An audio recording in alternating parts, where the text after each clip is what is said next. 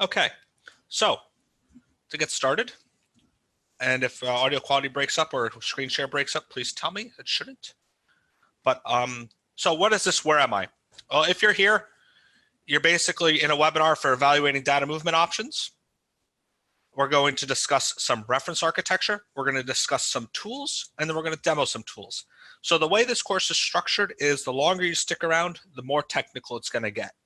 The first part, probably good for MBAs and business owners. Second part, good for your software architects. And the third part is good for the infrastructure engineers that will be working on that component. I really have to stress though, if you feel it's not technical enough, feel free to send me a personal message, or if you feel I skipped over too many steps, send me another message. We are going to be covering basically an abridged 3-day course that WebAge offers in about 2.5 hours. And to do this, as you may imagine, we've accelerated things a bit. Really, if you're interested in more of these topics, WebAge offers a lot of courses and blog posts on it, and I'm more than happy to help guide people to those.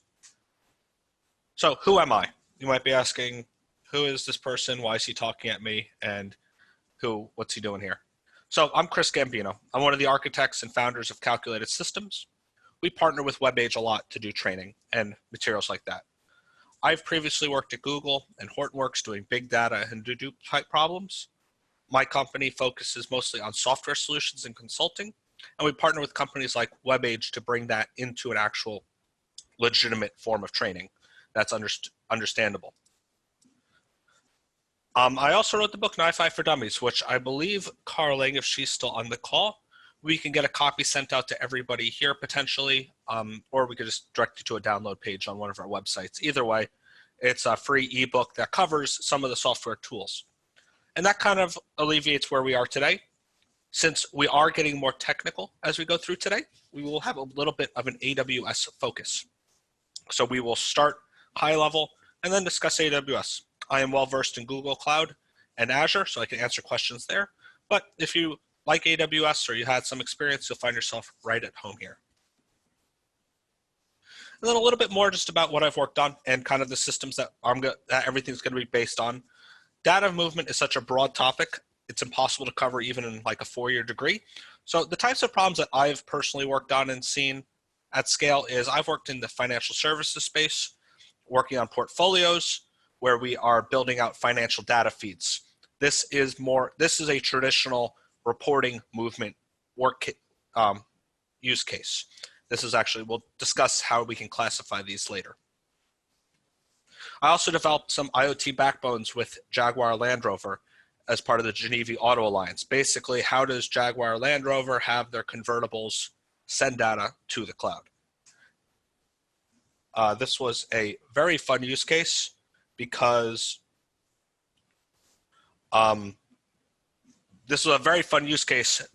we basically were allowed to have a Jaguar F-Type convertible on the floor of the LA Auto Show, and we had direct API control of it. So that was a lot of fun to play around with. And as I said, I also worked at Google Cloud as a big data architect, and since forming Calculated Systems, have done lots of cool stuff, including a use case where we stream hundreds of millions of events per second and a conference called Battle of the Quants.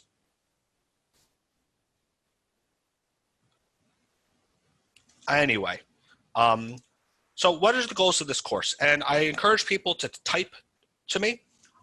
As I said, we have some flexibility. This is based off a big course. So depending what parts we want to snip and pull from, we absolutely can cover slightly different topics. So feel free to write in chat. Feel free to message me. I think as a webinar, you're not able to speak up directly, but just message me and I can add them to this and try to cover them as part of the class. But the goals here are understanding data movement as a problem. How do you quantify it? How do you understand it? How do you qualify it? There's a lot of tools and a lot of companies out there who say they can solve all of your data movement problems. And how do you actually know if they're telling the truth? How do you actually evaluate it?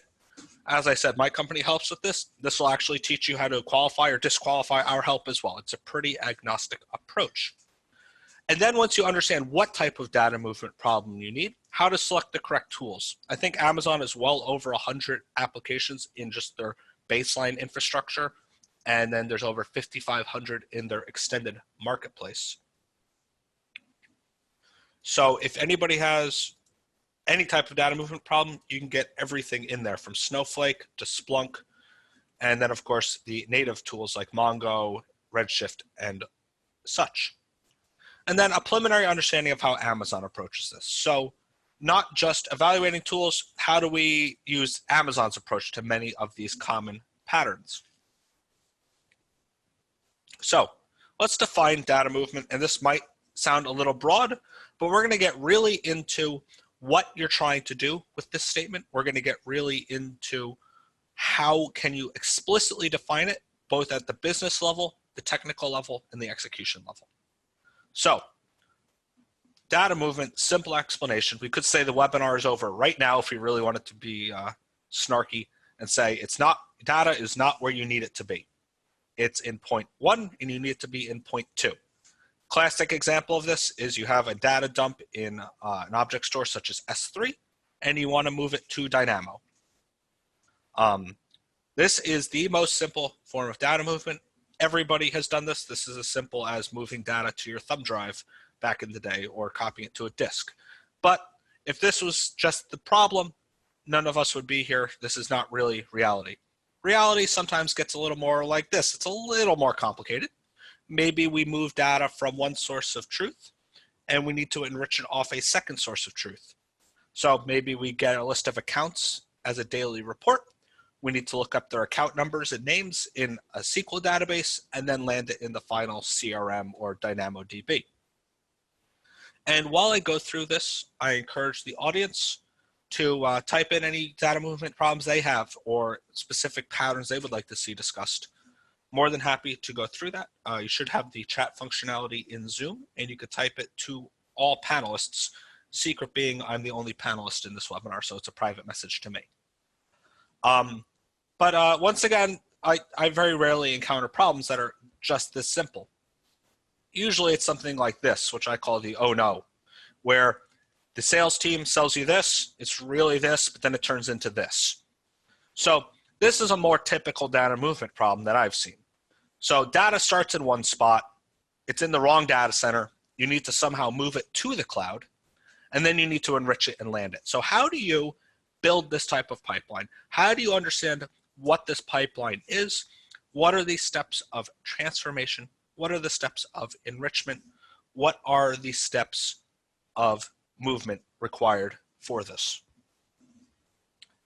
And then it gets worse. And then, of course, if any of you here are part of a company that's probably more than 50 or 100 people, which I suspect most of you are, you're going to know that once you solve the problem technically, your production IT group, or maybe you're part of that, is going to come in and say, well, then we need to build a security plan around all of these things on the right because they count as production and we have access. So what was originally just a simple move my data from S3 to Dynamo quickly becomes move it to the right data center, enrich it securely, and how do we start to do this? So this all means you're trying to solve several core concepts of movement, transformation, enrichment, and security. Understanding how those relate is going to be key. I'm going a little fast just because I'm trying to cover the entire section. If anyone wants to give a thumbs up or a thumbs down in chat, more than happy to see that. I'm pretty sure you have that ability. Otherwise, feel free to message as well. I am paying attention to everything in general. So I'm going to assume I'm doing good until someone yells at me otherwise. So data movement. To define it now a little more canonically, it's the movement of bits from one medium to the other is what we started with, and that is uselessly vague. That is something that you should not even be on the webinar to be told. That is a useless definition. So let's be a little more specific and categorize it. So just to summarize this one, all we've covered so far is that we're moving it, transforming it, and enriching it. Let's categorize it a little more specifically because that doesn't help us yet. So let's say the canonical definition. There are 4 types of data migration. There's storage migration, database migration, application migration, and business process migration. And if we go back to this big complex architecture, not complex, this slightly elongated architecture here, you could see that maybe there's a database over here. Maybe there's a file server over here. Maybe we're sending application data across the cloud. This represents a technical infrastructure. These represent kind of what you're actually trying to do. But these are a little vague, they're a little complex, and they're also on the academic side of things. So if you were to look up in any textbook, what are the types of data movement, you're going to see these 4 answers. Now, as I said, this will get increasingly technical as we go through the class, as we get started. This is where the MBA CEO level discussion kind of stops. If you're a CEO or a business owner and you're not technical, if you can qualify to your technical team, hey, we need to move our storage location, we need to move some databases, I need to change where we host our application, or I need to be able to make my decisions in a different location, that's actually probably where you'd hand off to your director. This is the highest level of understanding, and if you can define this, you're good. But let's go a level deeper. Let's go a little more towards execution. My problem with this is that the top 2 define kind of what type of bytes are going back and forth. This one's typically moving files. This one's typically moving database rows. These bottom 2 rely on infrastructure dependent things, such as there's an application moving files or an application sending messages or rows. And then this one represents software combined with data. So let's break it down into a more approachable problem. So if everyone takes off their executive level hats and puts on their technical director level hats, we've been told we need to do a type of migration. Let's think about it. So first, technical definition. As an IT director, I would say you'd have to think about, is this a raw data movement problem? This is a subtype of the storage movement typically, and it represents that we are moving logs or other unrefined sources of data. Those of you on the call in the financial services space, maybe in the IoT space, definitely in the social media space, you might recognize these patterns. This is the type of thing where you are moving a log file, you are moving email accounts, you are moving maybe even HTTP, TCP streams. Basically, you are taking unrefined data and moving it across the wire. This really does extend to things like FTP. This extends to things like S3. The important thing here is we're not assigning a tool yet. We're taking the practical definition of we are moving raw data and unrefined sources that aren't understood. The next level, or the next type of practical definition, is database movement. This is we're moving structured data. This data is already refined. This data is already understood. This data is originally at a source database and is being moved to another database. The key thing here is raw data movement will often include a parse and understand step, so we can take raw data and turn it into structured data. Database movement starts with structured data and builds on top of it. As we'll discuss a little down the line, a database movement problem has usually requirements such as ACID transactions, SQL compliance or NoSQL compliance. There are additional complications in a database movement problem that could make it a little more difficult or different than a raw data movement problem. That being said, you might find your database movement problem is also a raw data movement problem, such as if you take a snapshot of your database, the management of that snapshot is kind of just a piece of raw data. It's a piece of just unrefined, ununderstood data that we can upload back to the database. Whereas if we said we want to copy the rows, we have a database movement problem. These are the most common archetypes I've seen, particularly if you're in a introductory role or if you're in an early stage role. Most companies are getting their reports. Maybe it's from a Bloomberg, maybe it's from a social media source, maybe it's from an IoT source, and we are trying to move the data in. Many data engineers focus entirely on these two, and this is what they specialize in. But it's important to put a third one in here, which is application communication. This one is also a form of data movement, and it's very difficult at times, or it could be very easy. But in this case, we're not necessarily having to move the logs from one source to another. We're not trying to move individual bytes. We're trying to help applications communicate structured messages to each other. So this is, maybe we're using APIs. Maybe they're sending messages to a queue. This data movement problem specializes in a highly structured type problem and how that gets built on. So I'm going to pause here for a second. If anybody wants to type a question, feel free. But I want to make sure everybody understands or maybe agrees with or disagrees with these core points, because you might have an idea or a different way to slice it.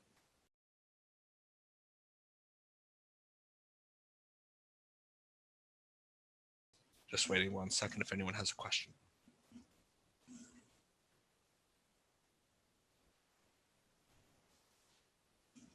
Great. So I got one person saying they agree with me, which is good enough for me to say this is 100% non-controversial. So moving on, the definition so far is we're defining it as the movement of bits from one medium to another, and that could either be raw data, database data, or application data. With, once again, no software products assigned just yet, but we've defined it. So next problem is, once again, this is an IT director level problem. What frequency, latency, like what is all the other requirements that go on this? Do I need to move the data once? Do I need to move the database regularly? Do I need an ACID transaction where I can roll back days of database rows? Do I need application data? What's going on? So for that, we can turn to something that has been both highly applauded and called a little vague. We use this at Hortonworks. We use this at Google. So I tend to like the 3 V's of data. Some people prefer 5 V's, while some people say the V's aren't as useful. I personally have found them extremely useful. So the 3 V's are, the first one is volume.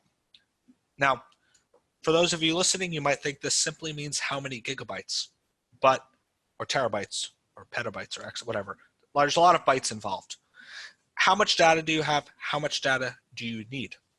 So this, though, is important to note that when you discuss the volume of your data, it's usually whatever the bulking load is. And what I mean by that is if it's an FTP server, it could be number of bytes being stored, so how many terabytes, but it could also be number of files. So for those of you who have worked with Hadoop systems, you will know about the small file problem. And for those of you unfamiliar, Hadoop really had 2 ways of measuring files.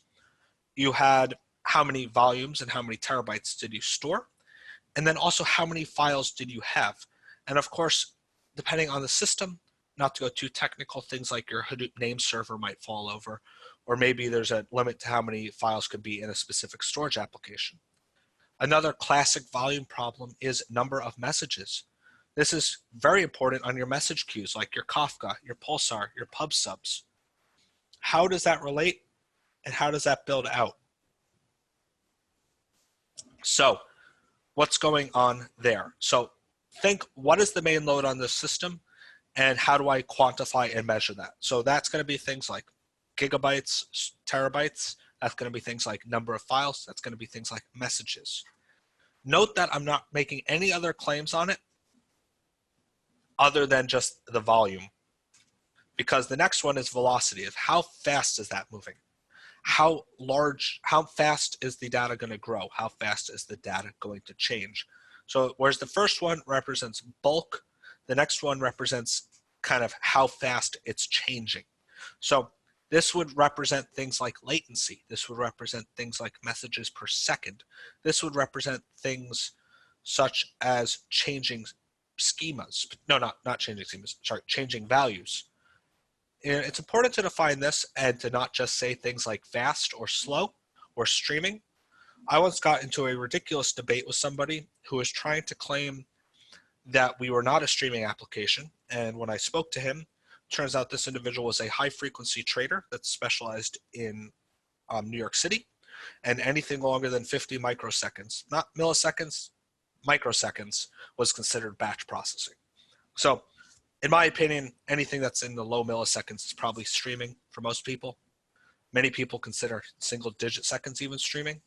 But it's important to note that all streaming, all velocity, at its fastest possible rate is just going to be the tick speed of your CPU, to be technical for a second.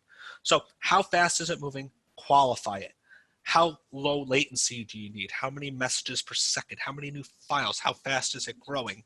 That is velocity. And finally is variety. Now, this one you might find tied to your data movement problem, whereas a database might have lower variety than a raw data problem. But it's important to understand what is the format of your data, what is the schema of your data, and how much is it changing. For example, we can select specialized software tools such as Click or Stream or Golden Gate for database movement, but that restricts us to things like database movement. So understanding how varied the data is in this problem is key because it allows you to select the appropriate tool.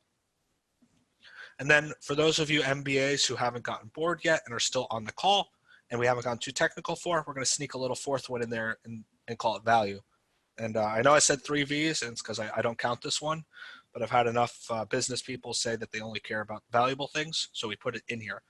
And this one is just kind of a lesson learned of the concept of you're going to move all your data, the concept that you need every last piece of your information is a little on the dated side now that we're starting to get so much data, people don't know what to do with it. So all the value one says is think, do I need and use this data? Do I need it for compliance? Is it useful now? Can I just store it and look at it later?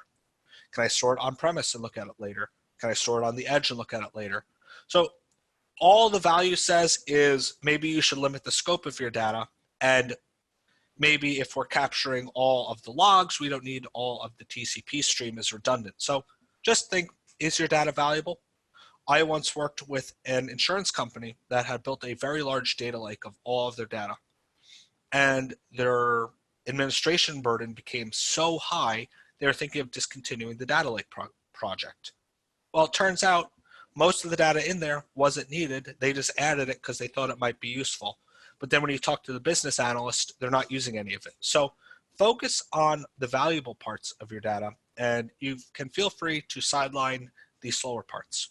Now, I know this goes against what some people might have heard a few years ago, but the amount of data in the world is blowing up out of control. In my opinion, it's impossible to wrangle all of the data in the world right now from any one given entity or company. So focus on what you need, focus on what you want, and feel free to liberally restrict the scope of your project to just focus on that. So if we combine these together, we have what I consider a good actionable definition of data movement.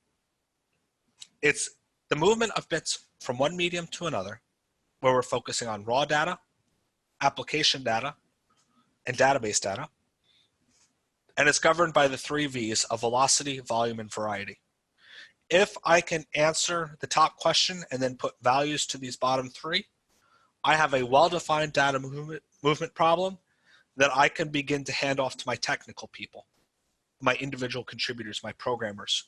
And if you're a programmer and individual contributor on this call, you might be thinking, how does this help you do your job? Or how do I ask these questions? Maybe my boss isn't attending all of the WebAge webinars like they should be. Maybe my management structure doesn't attend training. Maybe, so it's on you then to ask these questions back up. So for example, a very classic one is you have a point of sale system in a store, and you need to get the data into a central ledger.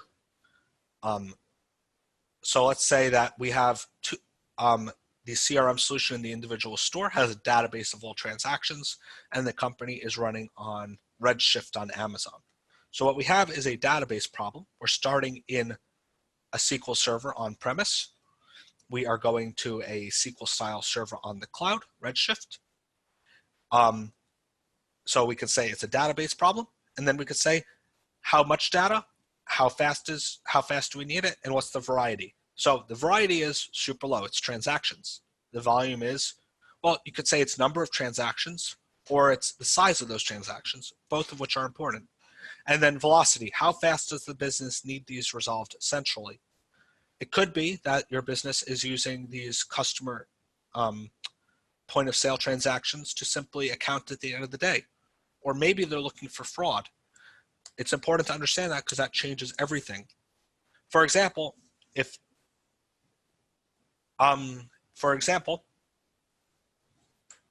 we have a client who is saying something like they only need to do an end of day transaction ledger versus an all day, I can go two entirely different ways and be 100% right. So problem one, imagine it's a relatively small amount of transactions that we're synchronizing from on-premise to the cloud. So maybe this is a department store that's closing down over time. They're not doing many transactions. It's low volume, low velocity, and we just need to sync it up to the cloud for accounting. It might be 100% valid to take a snapshot of that on-premise database every day, upload that to the cloud, and unpack it there. That is an entirely valid solution. However, it's also a valid solution to say we have a high number of transactions. This is our marquee location, and we need to check for fraud because people are trying to do lots of returns. So that means maybe we need something like a change data capture system that regularly and almost instantly synchronizes the transactions. So by understanding the top and bottom parts here, you can draw drastically different conclusions, all of which are valid. Now I see a question in chat to share the presentation. The webinar video will be recorded and sent out. For those of you who are lucky enough to see the video, I'm wearing a very fancy headset to hopefully get high level quality. And an abridged version of the slides will be sent out as well. So feel free to reach out to WebAge or for those details, but I do believe Carling will be sending up a follow-on email soon. So as we go through here, is this a good pace for everybody still? Do people want to go through any more of this, or I'm going to continue on? So the next section is going to be discussing some common patterns. In this stage, we're taking it from the IT director down to kind of the software architect, where we can start assigning specific tools. We can start thinking about the problem. I'll give everybody a second to think about it, ask any questions. But by this point in the lecture, you should be able to think about your data movement problems you face in your day-to-day life and assign these answers to them. And once again, this is part of a 3-day class where we sit with you and we can actually help you work out your specific problems during that class. So that's what it's designed for. It's a little bit of a lecture, a little bit of a workshop. Your team would get some one-on-one attention as well. Just gonna give everyone 1 second to think, absorb, or respond.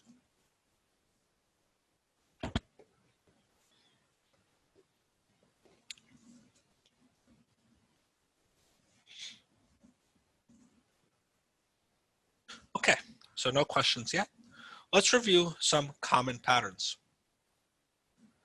So these are, how do we put these in these examples? Like, what do we see in the world? What are some common some common data movement problems that we can draw regularized answers from and conclusions from?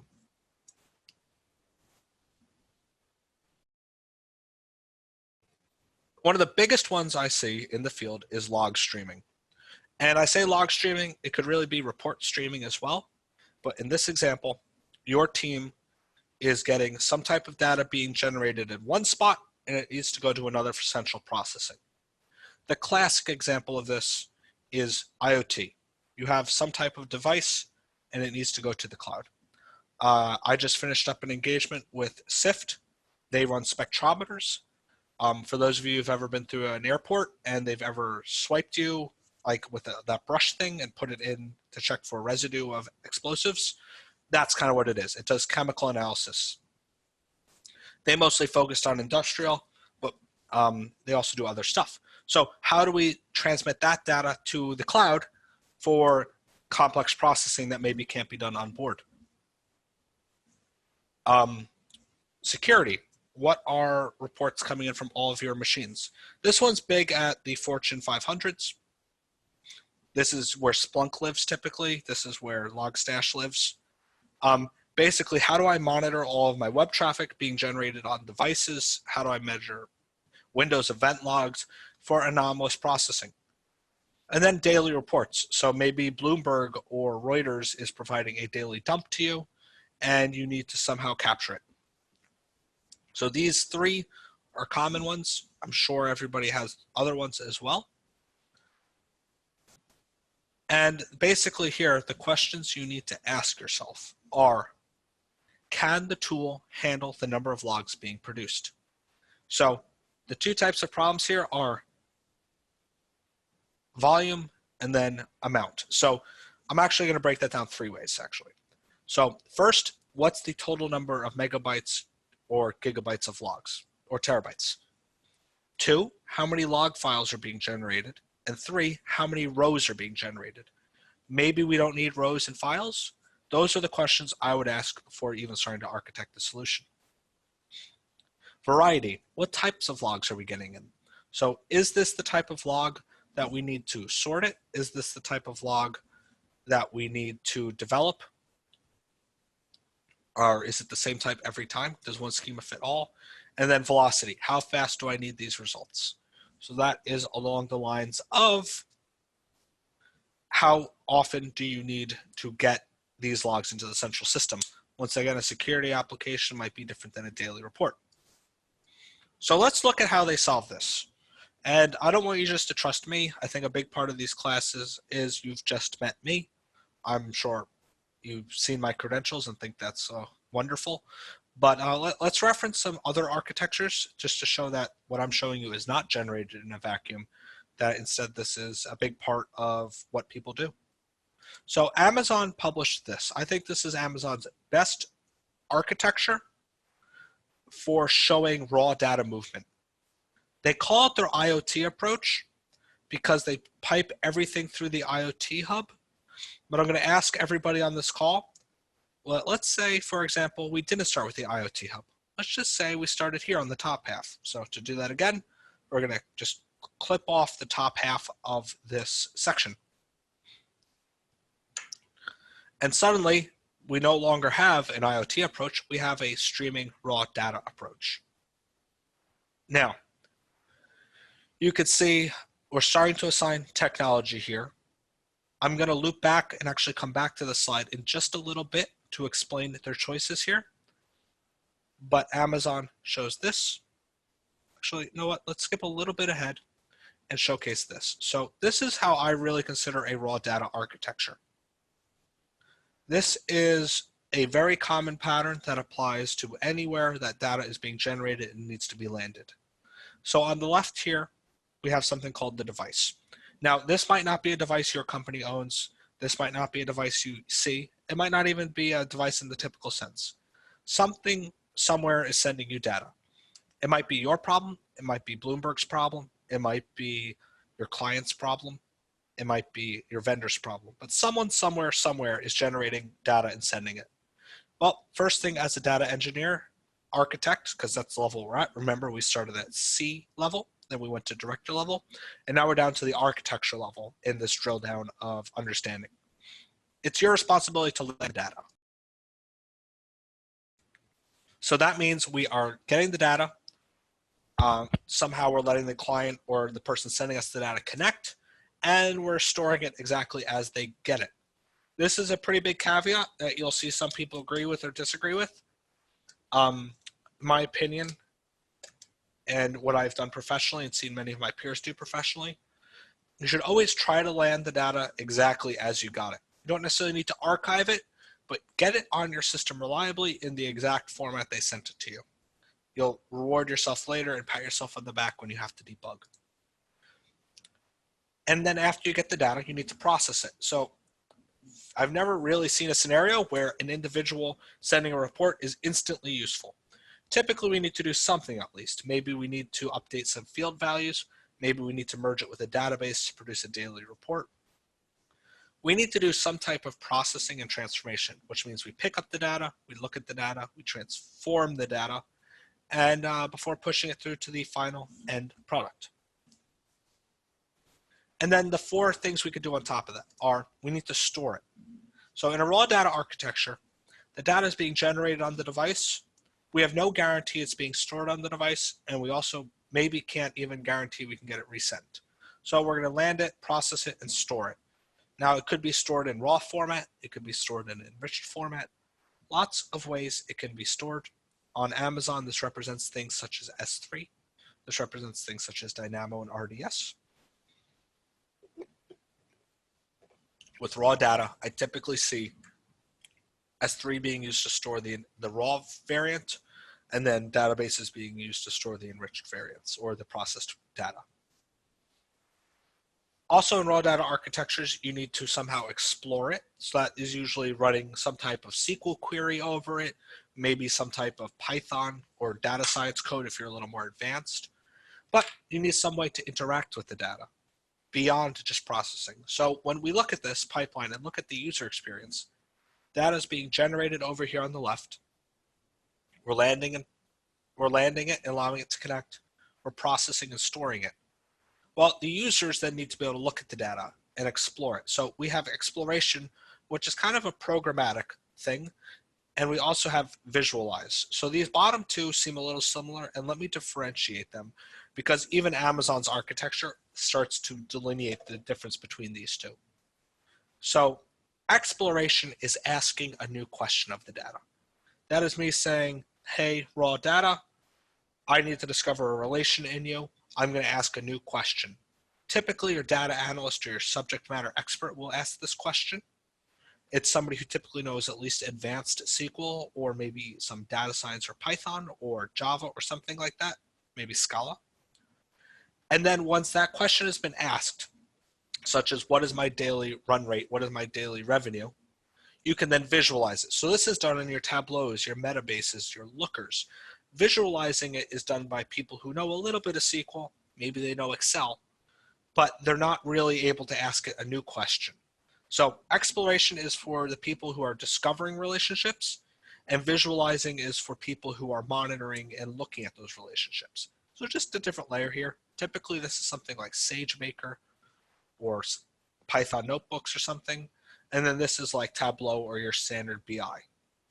And then finally, act. Now, this top right one in purple is by far the hardest. This means we need to understand what we're going to do with the data. It goes a little beyond the scope of this 2.5-hour lecture, so I'm not going to go too far into it. Yes, okay.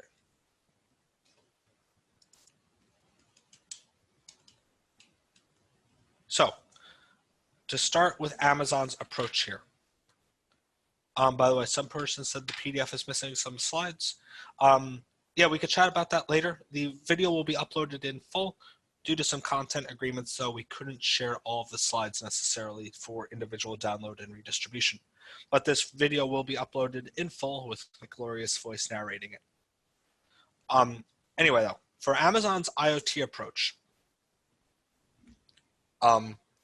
let's dig in and look at this as a raw data problem as well. However, I do want to point out for those of you who actually have IoT problems, not to dismiss that. We have the connected vehicles over here. This represents the device. These are sending the data to us. And this is the initial landing. So we are landing the data here. However, if we were to drill down, we could say the Amazon Kinesis fire hose stores the data, which it does, it buffers it through. So we could really start here. So this could also be viewed as initial landing. We could have it where the client sends data to your Kinesis fire hose. You allow them to connect, class requests permission, allowing. I will actually showcase a little bit about the permission side of the house, time permitting. But we will be showing how to connect to this system. So this is the initial landing. But Kinesis, as you got folks might know or might not know, doesn't necessarily do processing. So we can send it to Lambda or the Kinesis analytics. So these are two of the initial processing pieces. So if we go to this example, we have the connected car or something. We then have Kinesis for initial landing and connection. Now the IoT Hub can facilitate the connection, but that goes here. And then we have processing the data, which is Lambda. So let me actually edit these slides just for those of you following along so we can review at the end.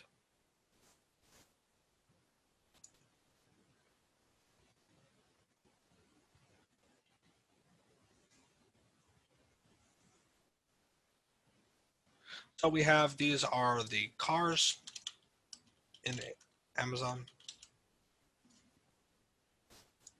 Then we have that the data gateway and initial landing is both the IoT gateway and Kinesis. Remember, these are all before processing. And then from there, we go one step further and we say the processing is either Kinesis Analytics or Lambda.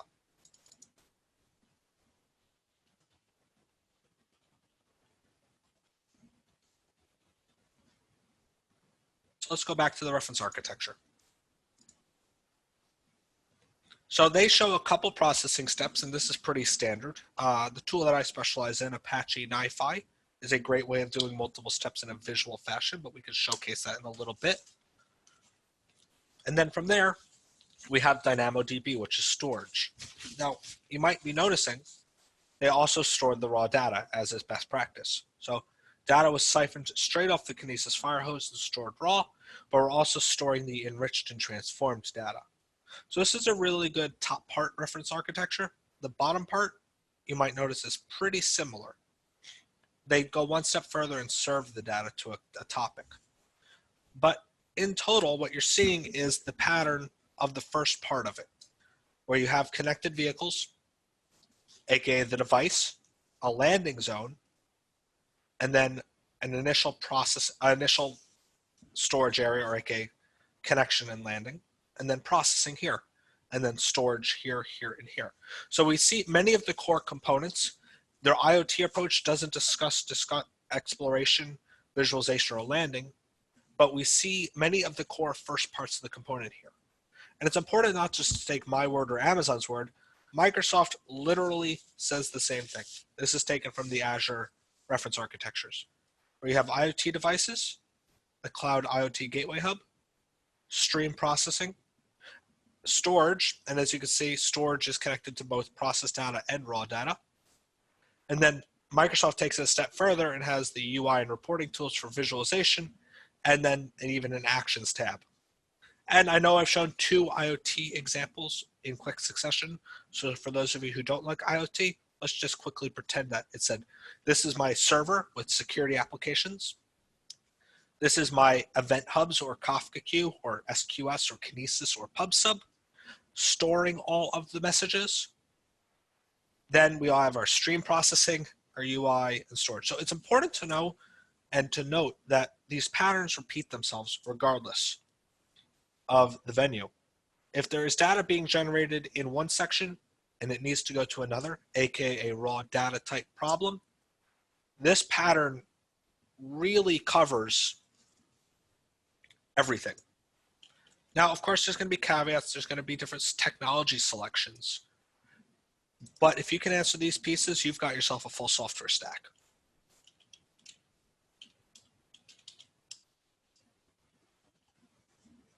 Any questions so far? We're going quite fast. We're skipping over a few steps along the way to try to fit this in. I'm going to pause for a second and let anybody ask any questions, or I'll just leave this on screen if somebody needs to take a quick screenshot. Now we're going to discuss database migrations. And for a quick level set for everybody here, we're going to discuss database, we're going to discuss applications, then we're going to pause, take a quick break for people to get water, get coffee. We're going to come back, we're going to go through a real life example of Jaguar Land Rover. Fortunately, what we did there has been open sourced, so I could talk very freely about it. And then we're going to go through a live demo of some of the tools on Amazon. So that's what you should expect from the next hour and a half. But let's go through some database migration for the next short while. This will wrap up in about 15 minutes for a quick coffee break, or maybe 20 minutes. So, database migration. This is the second type we discussed. This is where your data exists in a SQL style server and it needs to move to the cloud. Now, I actually don't like this definition. it needs to move. Let's make it simpler. Sometimes it's going from the cloud to on-premise. Sometimes it's going from on-premise to on-premise. Basically, your data is in a SQL style server and needs to move. I'm also going to maybe say it could be NoSQL. I think we should really define this if I was to change these slides to be truly canonical. We have a tabular format style system that needs to move with some level of SQL or ACID compliance. We can be specific about it, but you get the point. We need to move some type of tabular data between applications. So volume. Fortunately, databases allow us to ask some very specific questions, such as how big is the database and how much data is being created and how many rows there are. Fortunately, in my experience, for volume, databases can be defined by rows and total size.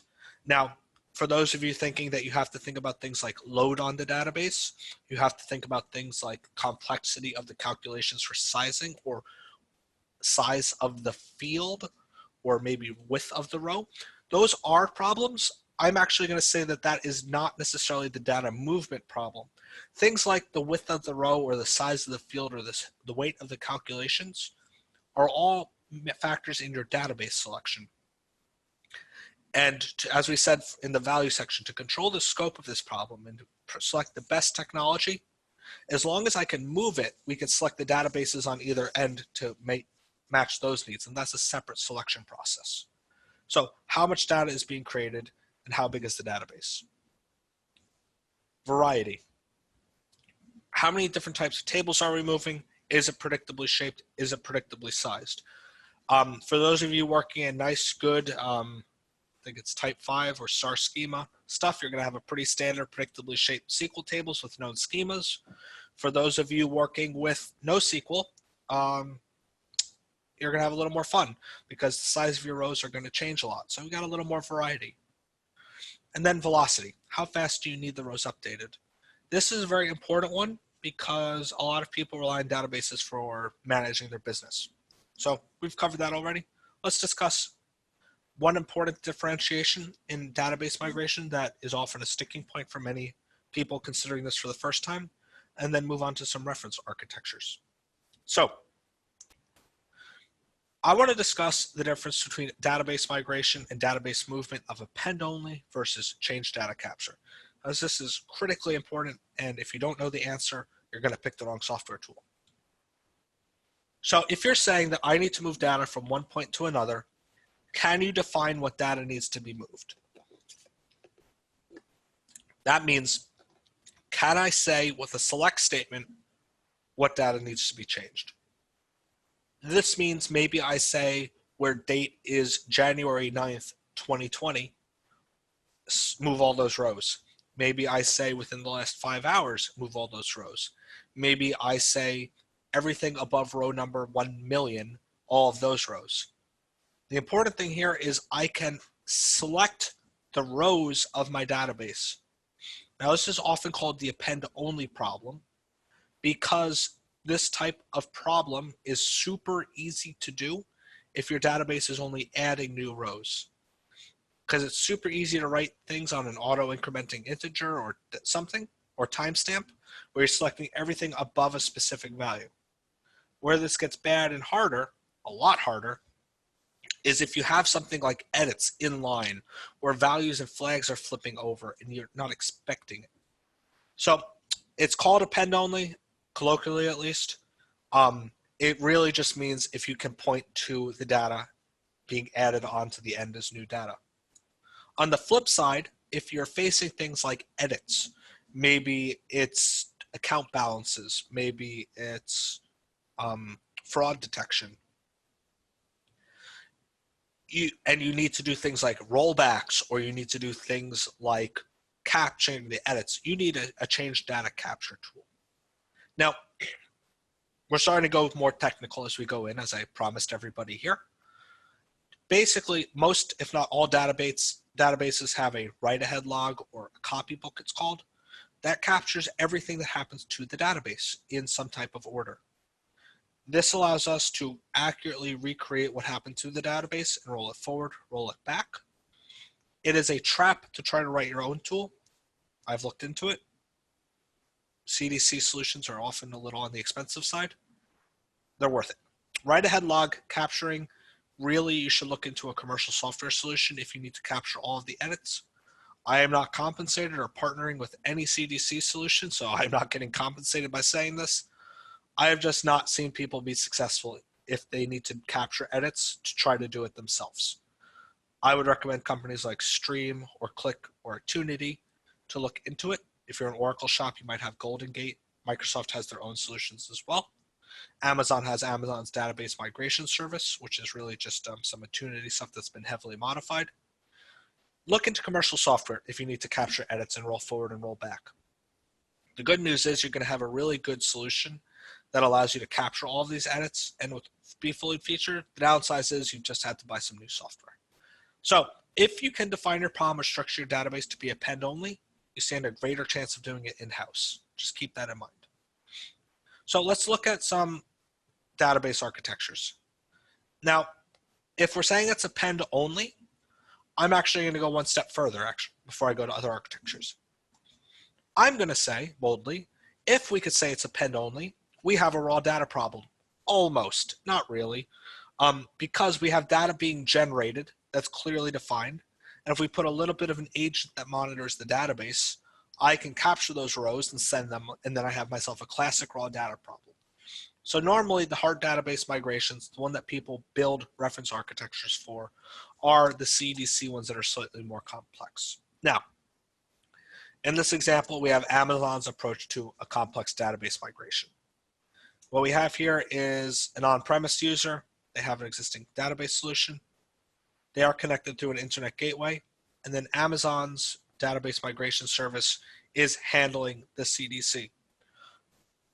Under the covers, I'm not sure how much it is or how similar it is technically, but it's very similar to a Attunity or Click solution in terms of functionality. So basically, you can copy from your database on-premise and replicate the rows and edits and everything straight into a cloud. Once again, it's mostly going to be RDS. Maybe it's SQL, MySQL. Oracle can get a little wonky with licensing, so be sure you check your license before trying that. And then I really prefer this example of it, Attunity, now known as Click. I think this is a pretty good example of how it works, where you can show that you have your mainframe, your Hadoop cluster, your Hive, your Impala over here. We are reading the write-ahead log with this application, and then we are publishing the changes and edits to all of the potential endpoints. Any questions about the database migration approach before I move on? I know I kind of broke it down into a pseudo raw data problem or an application problem.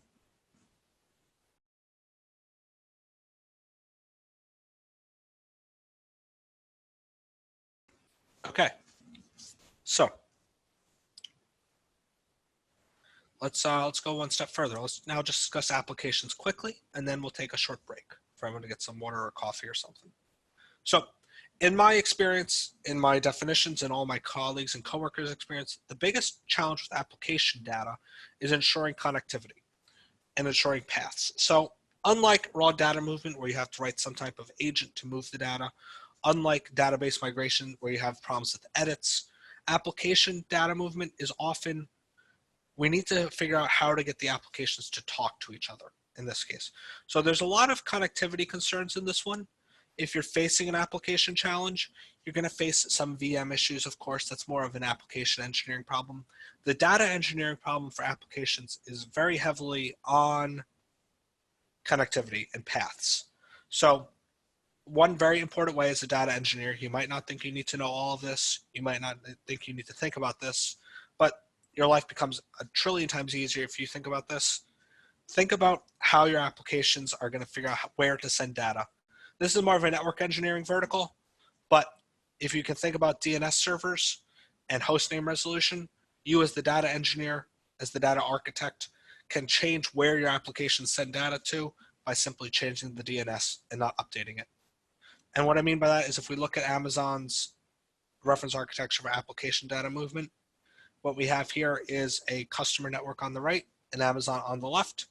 And they have been basically highlighted how it is very much a connectivity issue. So what we have here is gateways We have network address translation between the two. It allows us to resolve it. I'm not going to dig as much into this one because we promised everyone some data movement, as we only have 2.5 hours total. Don't really have time to go through all the networking concerns. But I just want to now summarize this, and then we'll get ready for a short break and an example. So in summary today, so far of the first hour, data movement is a complex issue. It's where data is not where it needs to be. It's not enriched against the source of truth. And you need to solve this type of problem. Data is in one place, needs to go through a network connection, needs to go to S3, needs to be enriched. You then need to ask yourself, am I moving raw data? Am I moving database data? Or am I moving application data? So this right here are the 3 practical definitions. And then we need to add the 3 V's onto that, which is how much are we moving, how fast is it going, and how much is changing. Combining these 2 gives us a good director level understanding of the problem, where we are saying it's this type of movement with these parameters.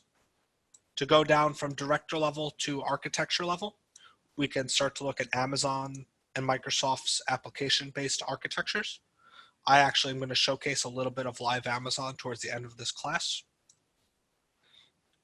And we can then start to assign them to common archetypes. So after this class, if you're asking myself, how do I do it? How do I think? Answer this top part, answer these 3 V's, answer these 2 parts here, answer these 3 V's and then start mapping them to existing architectures. You'll find that most of your problem is similar enough, I bet, to map it to something that you can find as a public reference. And then with your knowledge of the 3 V's and data movement type, you'll be able to start picking the right technology. We will be going through a real life example of this. It's a raw data movement problem. We actually chose to use Apache NiFi for many parts of this. So we will be going through parts of this, then I'll show a little bit of Amazon. If anybody has any specific requests, more than happy to accommodate those as we go through the next about hour and 15. Just a reminder, at the end of this, there will be a little bit of an evaluation. But if nobody has any requests or questions, we are going to get started.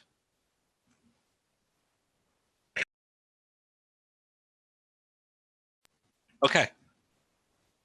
So to get started, let's talk about how we solved a literal data movement problem in real life. So we had several problems that needed to be thought out. At a high level, once again, we're going to start at the highest possible level, which is kind of the C-level technical, not C-level, more technical director level. We needed to receive data. Data is coming off an automobile and needs to be landed into some centralized location. We needed to, I'll just show the whole thing actually, rather than unrolling it. We needed to decouple the data before storing it. So this is what they called the landing and storage area. Sorry, the landing and initial landing area and gateway. We then need to process it. We then need to store it and then present it. So as you can see here, we use slightly different names than of the full one. This is a little more specific to this problem. But once again, the pattern repeats itself of you receive data, you store it in some initial gateway, you use logic and enrichment, you store it, and then you present it to the end users. So what does this mean? How does this actually come together? How do I, as a software architect or a programmer, start to actually think about this? So I need to think, how do I want to receive the data? How is this going to come in? How am I going to collect it? So we could select many different types of technologies for transmitting data. We could use TCP. We could use UDP if you really wanted to be daring. You could use HTTPS, HTTP. Basically, though, it boils down to nowadays a lot of APIs are built on SOAP or REST APIs. In this case, REST APIs were a clear choice for us. So that means we need to think of how do we let these systems connect to send us the raw data. And in this case, it was a REST API server. This is a well-established standard. We're not making our own new technology. This is ideal for problems such as we are receiving data as they come in. So then we need a way of taking those RESTful API messages and store them in a decoupled state. So what does that mean? Where does it go? This is basically a messaging queue. So we need a temporary place to store them in their initial format before either archiving or processing. And a lot of companies, including the Amazon architecture above, show a message queue at this stage. What a message queue enables you to do is store the message exactly as is, and also begin to deliver it to other places. So this could be your Kafka, this could be your SQS, this could be your Pulsar. Once again, it's a little specific. Some people do this in NiFi directly. I'll showcase a little bit more. Then we have event processing. So as we said, after you connect the data, land the data, you have to process the data. So this, in this case, is what's known as an event processor. We're not batching it. We're not necessarily streaming it, but every message that comes in needs to be looked at, broken down, and understood. And what that means is we are basically taking these individual messages and routing them in some type of processing. We then have a database to store it. And in this case, we selected a NoSQL database. So we could, this course really isn't designed to talk about how to store your data, but just think if you have a lot of data that's coming in that's of high variety, as in it's an unpredictable structure, NoSQL databases are ideal because they allow you to just have flexible schemas. And literally in this case, as a ridiculous little side story, we would get weird readings coming from Jaguar every so often. Sometimes we would get weird stuff like windshield wiper position. Sometimes we would get things like tire pressure. Sometimes they were running a system test and we would get absolutely no sensor readings. So we needed a way to store a high variety of messages as they were being received. And then finally, we needed an interface. So this means we need a way to present this solution to the end user that allows them to interact with the solution. So this is kind of a technical director to software architect level communication here. They're basically determining the exact steps they need.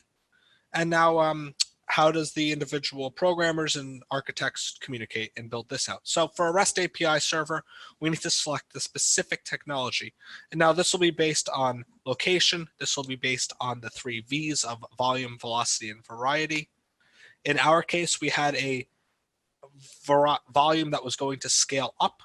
The velocity was moderate. We weren't doing vehicle control off it. So we didn't need like a C or super fast solution that had millisecond latency, but we wanted to do some stuff, maybe like vehicle configuration settings off this. So we needed some control. We needed to scale up very well. And we needed to select a solution that allows you to handle a high variety of messages. Because as I said, sometimes we would get fun things like windshield wiper position, and some things we get things like fuel level, and some things we get nothing. So we need to select a REST API server. I listed a few of them out. I'm sure on here everybody has a few more.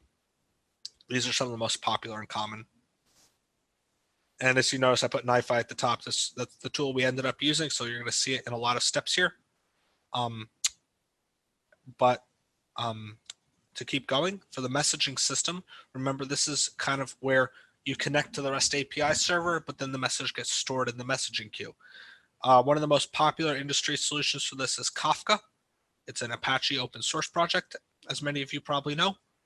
But things like PubSub on Google, RabbitMQ, things like maybe even things like Gemfire or Apache Geode as it's called now, or things like SQS and Kinesis all serve a great messaging system.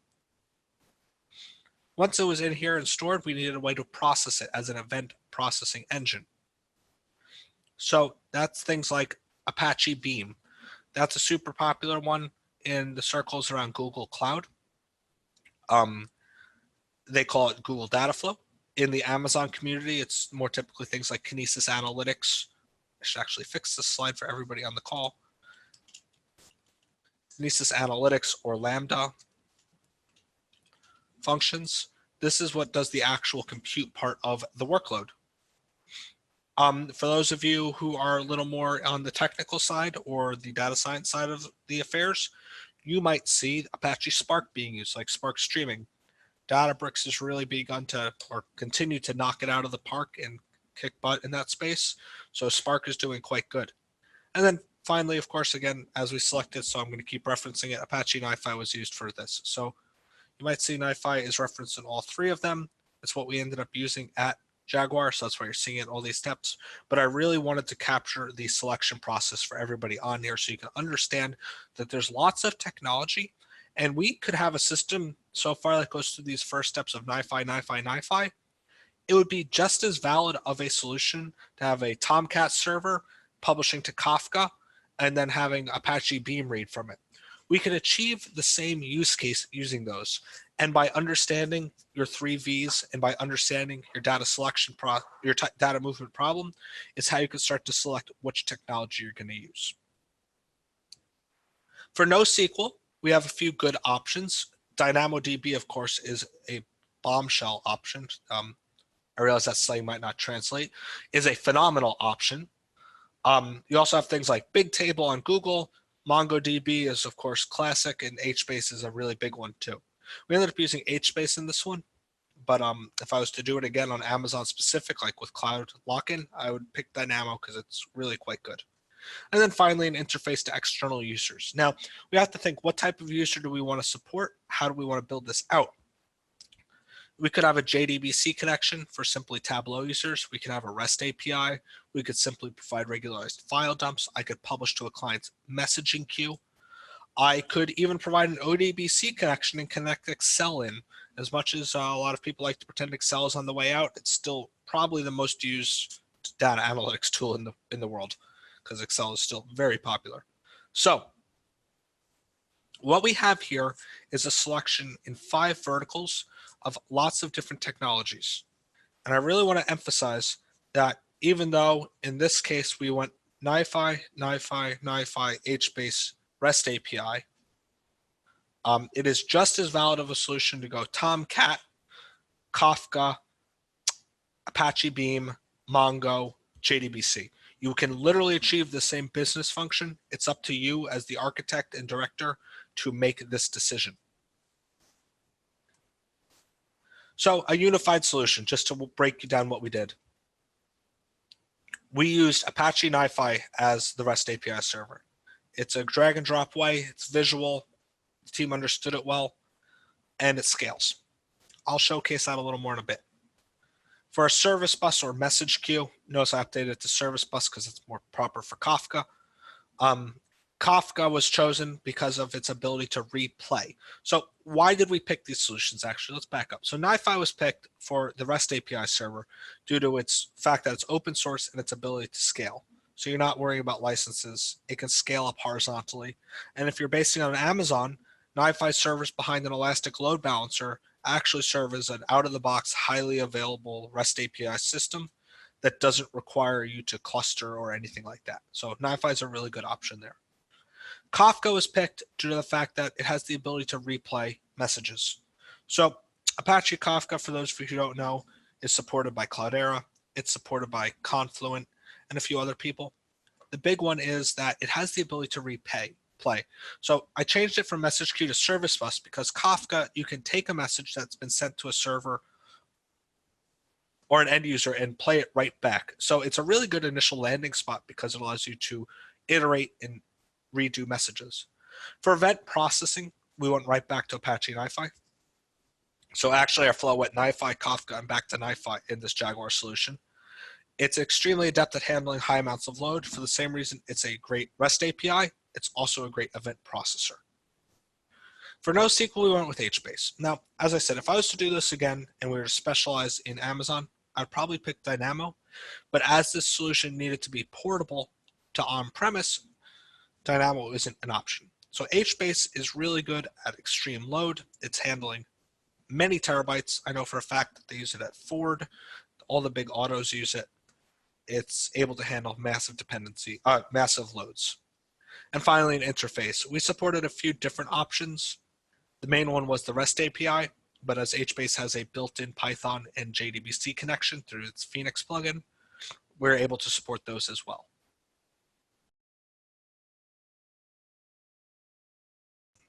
Does anybody have any questions on this? What we're now going to do, now that we have gone through a little bit of kind of the architecture, is I'm going to showcase how this starts to come together. I know the webinar description talked about Apache NiFi, so I'm going to kind of run through NiFi. I'm going to kind of run through how we solve problems with it, and I'm going to showcase a data movement problem that is similar to the Jaguar Land Rover problem, but a little easier to understand with 10 minutes versus a couple hours.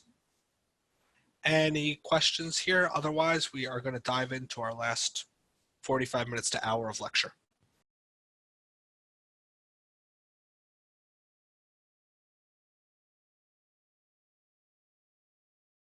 Okay, great question. In the unified solution, does it mean we create a separate data lake in each IoT application? Basically, you need to think about how does the data interact with each other. So in this case, the answer is not in this case. We used the existing HBase infrastructure they had that influenced a lot of our decision making of what they already had as a tool. But in some cases, particularly in my work at Eaton Vance, they actually had several data lakes due to compliance reasons. So you might need to isolate your data. You might need to put it on existing data. But let me just type this reply so everyone can see it. So not in this case, it is.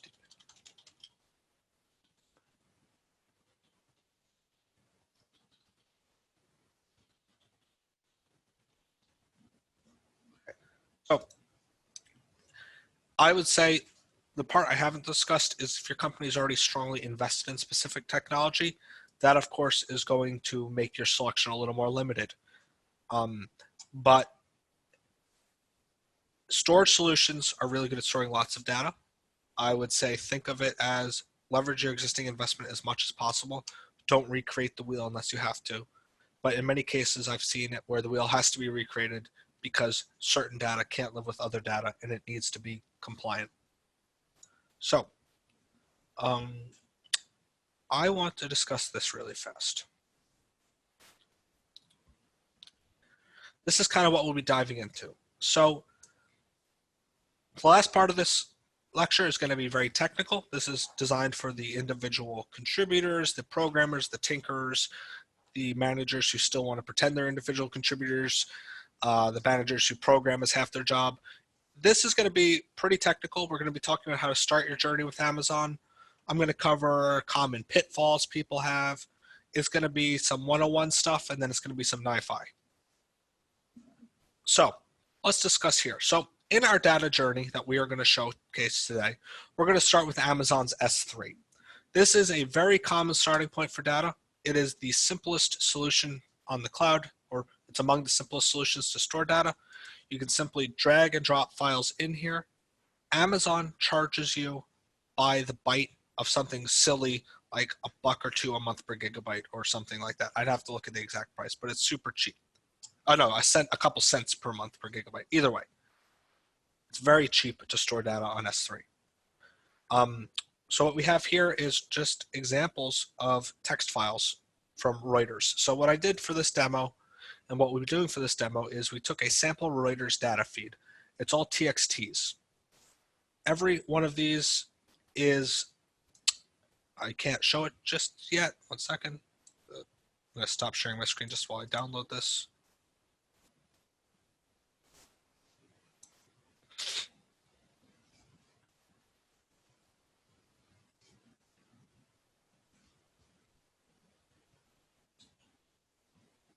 One second, folks, just opening this up without revealing any private information.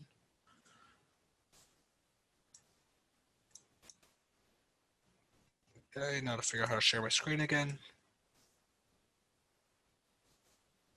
Okay, everyone should be able to see my screen again. If you can't, please tell me. So, for example, when we purchase data from Reuters or we showcase Reuters data, this is a publicly available set, so this is licensed to just kind of show.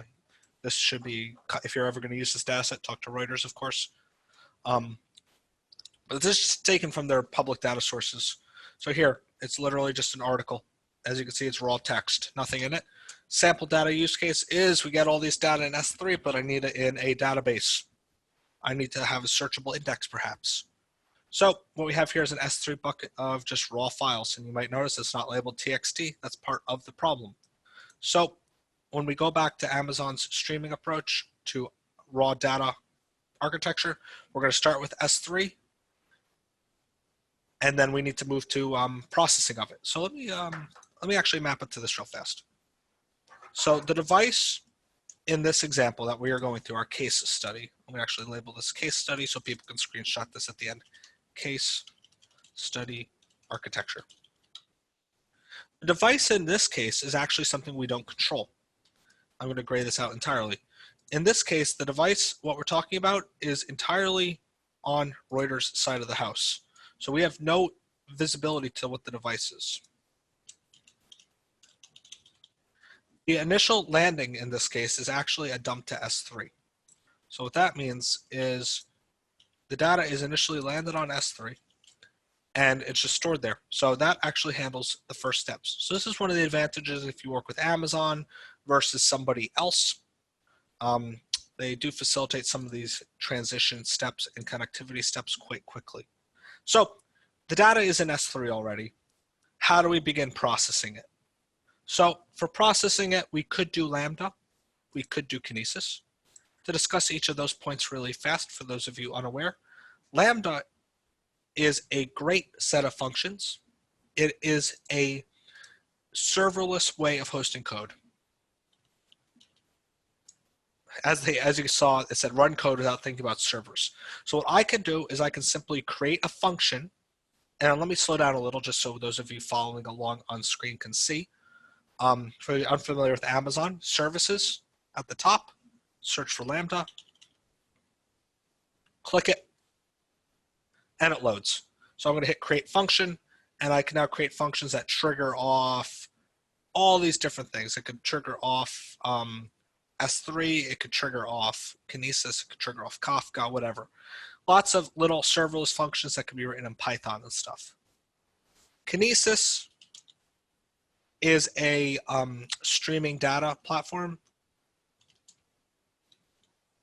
but it also has Kinesis Analytics as well, which allows you to do some processing. However, I have really seen not as many people use it for that. They often pick a different execution engine. And as you can see here, even Amazon is recommending you use Lambda for your execution engine in these reference architectures. What I recommend is using NiFi. Now, full disclosure, my company supports a NiFi distribution on the cloud. It's in the cloud marketplace. If you go to EC2, you can spin up a pre-made instance of this out of the box. That's just something my company supports, but it's an open source tool. It's completely viable to install it and configure it yourself. Just so I disclose that before I recommend this. One second. So how does NiFi approach problems? You might have this as something from your Cloudera Hortonworks distribution. You might have installed it yourself. You might have it from our marketplace option. Let's walk through how we think about processing data.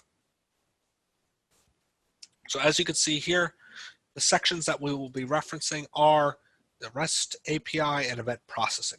So let's talk about how this tool can be used to process data on the cloud and move it.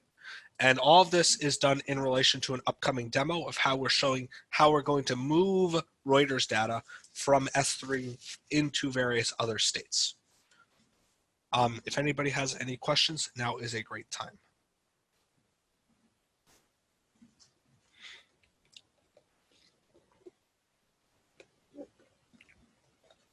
Okay, so when I'm going to showcase this solution, it's important to understand the parts of it. So NiFi is a visual user tool. It is my preferred way of processing data on the cloud. I did write a book on it, so it's a little biased on why it's my favorite and how it's my favorite, but basically you have a visual user interface. You have what's called the canvas. It is a blank area that you can drag and drop processors into. So this is a collection of 330-ish, 293 depending on your distribution, processors that accomplish all sorts of different functions. They could be everything from list file to get file to list FTP to put FTP to invoke HTTP to handle metadata. This was designed originally to move data around between systems and has evolved ever since. NiFi is actually a relatively older solution, believe it or not. It came from the NSA of all places. So this tool that I enjoy quite a bit was open sourced in like 2014 after being rolled into the private sector in 2011. Not really sure where it started, this tool. There's evidence of it going back publicly to 2007, but that's all kind of classified under the NSA umbrella. So our journey really starts in 2014, and it's undergone active development ever since. So there's lots of functions, there's lots of integrations, it's cloud agnostic.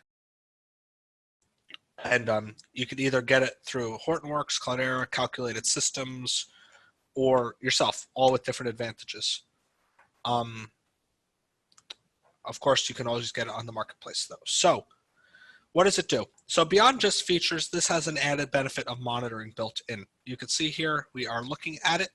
We could see that, hey, we list file, we listed 5,500 files. So as we go through our demo, as I showcase solutions and how to build out data movement pipelines, keep in mind you have a live monitor right here. So you can see what I'm saying isn't made up. It's actually moving data, and it's built-in monitoring. Processors can also be configured. So you say, hey, Chris, this is great that you're showcasing some tool that allows me to demonstrate data movement, but I'm different. Well, all of these processors, all of these functions are highly configurable. If you were to ever right click on a processor, you can actually add lots of functional parameter changes, and you could add different properties. And by connecting them, you have a very, very, very high number of potential interactions between processors. Some companies make custom processors. My company has been making them commercially for a while. However, I've noticed many people can get started with their initial use case with out-of-the-box options, and then can get some customized ones if they really start to mature as a company. So one of the classic patterns is list file, fetch file. You can replace this with list S3, fetch S3, get Google Cloud Storage, fetch Google Cloud Storage, get Azure Blob, fetch Azure Blob. The main pattern that I'm showcasing here is that list file can send data to fetch file over a connection. So it just defines the flow of information. It defines the flow of connections from point A to point B. And as you can see here, we're monitoring 5,500 messages out, 5,500 in queue.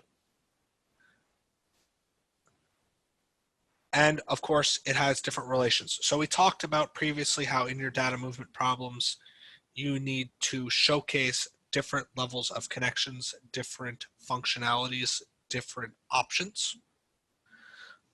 In this case, we can actually route to different pipelines, different storage options if it successfully found the file, if it didn't find the file, or if it failed to find the file or was denied. So connections connect processors to each other, and then depending on what happened in that connection, it gets routed in a very specific way. And then, of course, as you can see here, you can also route them to these little things called funnels. If you ever see this icon, just think it's a dead end used for processing. So here, fetch file, we want to showcase the success relationship. It's going to a little bit of a dead end funnel right here. So just if you see this, just think it's used for development or collection. Another important thing that I'll be showcasing today is the concept of listing a queue. So we can inspect the data stream, which is part of the main reason Jaguar Land Rover was going with this originally, is that we were able to showcase what was in flight. So it's not just blind to what's in flight, we can showcase what's in flight. And we can also not only show the metadata, which is things like the details, the file name, the access time, the location, we can also view the file claim itself. So that means we're going to view it, we're going to download it. And as I showed, we could download the Reuters news messages from S3 directly, but I'm also going to showcase how we can download it indirectly as well. And then, of course, there's even more attributes on the attributes. This is all referenceable metadata. So in this tool, the way it handles data movement at the most technical level, it has what we call attributes or metadata. And these are referenceable. So you can see, hey, in this example, I took a screenshot of NiFi reading its own Jetty directory. So it's just pulling in from here. So to quickly review before I dive into some live demos and some live discussions, we have your canvas, which is the spot where NiFi visually builds the flow. We have processors, which are predefined actions that can be included in the NiFi data flow. There's a couple hundred default options, and then some companies such as mine also sell add-ons. And then connections, which defines how they could talk to each other, and flow files, which is how data is transmitted between processors. So let's jump into a little bit of a demo. I want to showcase how a data movement problem can get started on Amazon.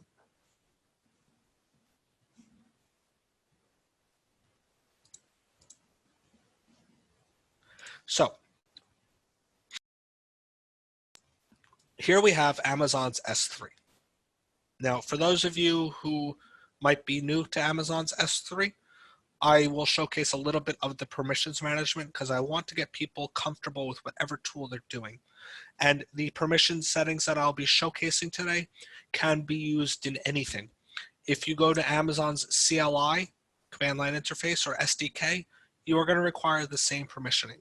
So before I showcase any of this, the first challenge of data movement at the technical individual contributor level is connectivity. How do I connect to my landing zone or my initial gateway? So this is an S3 bucket.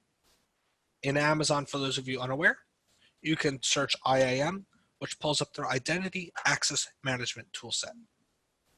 Now, this Identity Access Management toolset has lots of stuff. As you can see here, our demo account has a slew of dummy users, but hey, let's create a user just for this live demo. We'll call it AWS or WebAge webinar user. So this is creating a user that can access it. So one very important thing to understand about Amazon users are you have the Amazon account, which we just called super root admin for some crazy reason. And then within that account, you have IAM users. This is very different than how Google handles things, very different than how Azure handles things. Amazon, you have an account that then users are provisioned within. So a small company will probably have one account, larger companies might have a few. So what I have here is I have my account, which is just, it's AWS admin, we call it our super root admin. And then within that, we have users of different levels of permission. So I'm going to say enable programmatic access permission. So now I need to just add it into this. So I'm going to add it to the NiFi demo group. For those of you who are creating stuff from scratch, you might wish to directly attach some policies, which allows you to attach things like AWS S3 full access. So in your data movement problems with S3, as an individual contributor or as somebody doing the hands-on programming, what you really need to do is understand how to connect to it. And no matter what tool you use, if it's NiFi, if it's Kafka, if it's Python, or if it's their own CLI, you are going to need an IAM user that has the correct group. Frankly, you can skip tags and hit review. And you can see here I'm making a user named webinar user with a programmatic access key, and it belongs to the NiFi demo group. And I'm going to hit create user. I'm going to download this, and I'm going to revoke these credentials quickly, so I'll just show them.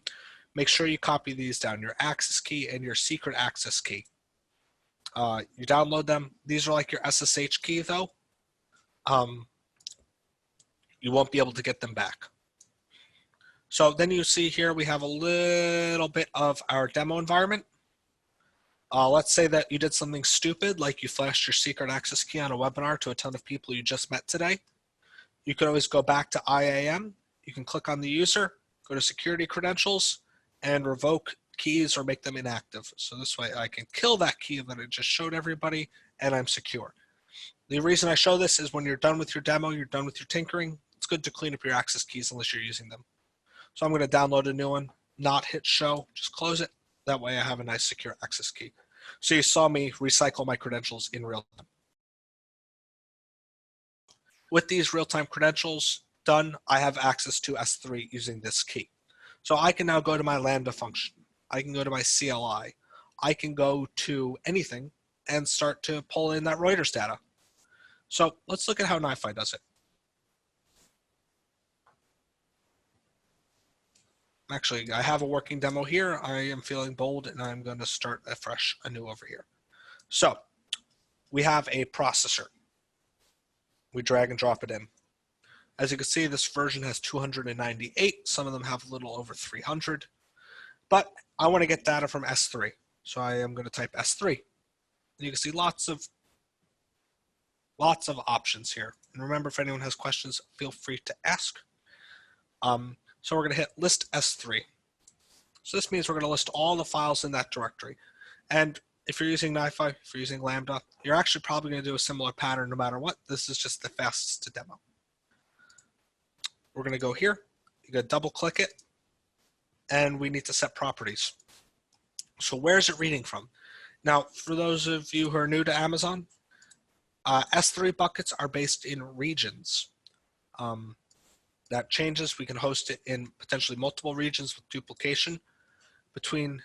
As a little secret to people on this call, I think Google has a slightly better bucket answer where they have multi-region buckets under the surface. Amazon has different regions with different replication. It's a good solution that works. And then I could put in the bucket name, which if I go back to S3,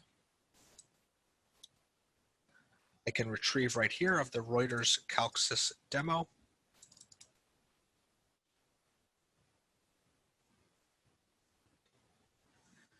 And I now need to put in credentials.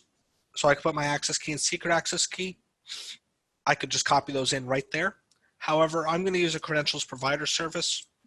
This is something we pre-configured ahead of time. It just has the credentials saved in it. NiFi has the concept of shared provider services that do things like registry lookups. They store logins, JDBC connections. In this case, we set up a controller service that just stores credentials for us ahead of time, just so this demo goes nice and smooth and I don't have to keep flashing secret access keys to everybody on this recording, because that feels like a leak waiting to happen. And yeah, if you saw the news, Starbucks leaks their API key, and as this webinar is recorded, we're not going to showcase working credentials. Either way, list S3. Now we want to fetch S3.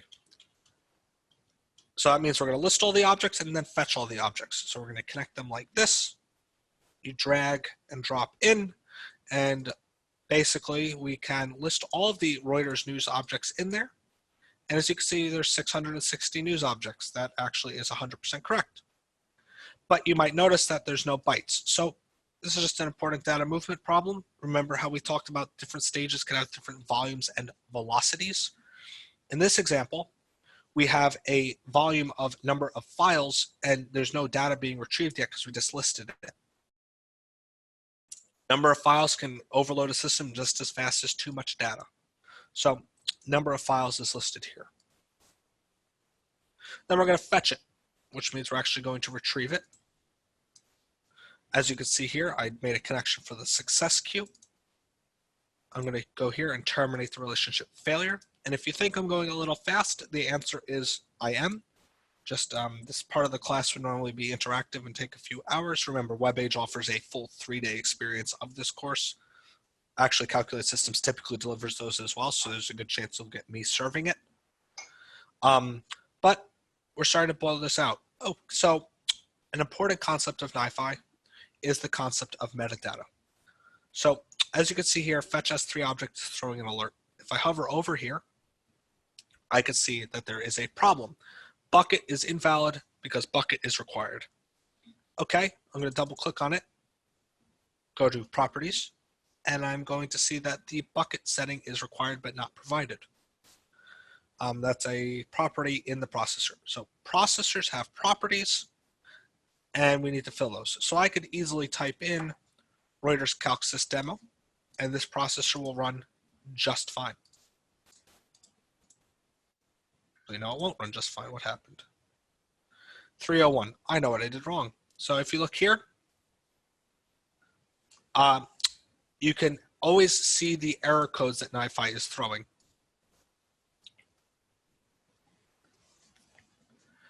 You hover over the top right and you can see the errors. And it says the bucket is in this region, US East 1. Please use this region to retry the request. So US East 1 is North Virginia, always referenceable on their website. But the funny thing here is the way Amazon handles clients. So storage clients, such as the S3 Access client, need to be initialized per region. So it creates a little fun problem where you can't bounce regions without restarting your client. And you're going to see that no matter what tool you're on. So just something to keep in mind. Make sure you always initialize in the correct region. Restart this. Now we're still throwing an error. What's going on? Access denied. Okay, so now we don't have the right credentials. So as you can see here, we are starting to debug and go through what is happening at each stage of the demo. For those of you paying attention, you might have noticed that I did not put in an access key, secret access key, or credentials file. So we're going to reference a service provider and hit run, and we are going to see some messages finally come through. So as you can see there, we're able to use just a user interface to process data. Amazon is pretty good about the error codes it throws, and I could see that I was able to debug both a wrong region and a 403 error in real time in front of an audience. If anybody has any questions or wants me to focus more on different tools, feel free to ask. We have about 20 minutes left of total lecture where I'll be showcasing some databases. Excuse my cold here, I'm dying. I'll be showcasing some databases. I'll be showcasing some S3 work. I'll be showcasing a little more NiFi and even a little machine learning thrown in there just for some fun. But open to more questions if people have them.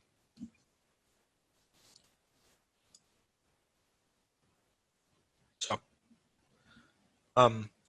either way, we're fetching. But you might notice data movement problems here under attributes. You can see, hey, we're pulling in from this bucket. We're pulling in files. And if I look at the file, it's actually not a known type yet because they don't have a TXT. But one other thing I want to showcase before I showcase how to do a TXT is how to make a little more of a programmatic pipeline with this tool. I'm going to breeze through this, but if you ever need to reset a processor and you stop it, you can always try to hit view state and reset state. That restarts the entire NiFi processor. Or you can just make a copy of it and it'll act as a new processor if you've done a one-off read.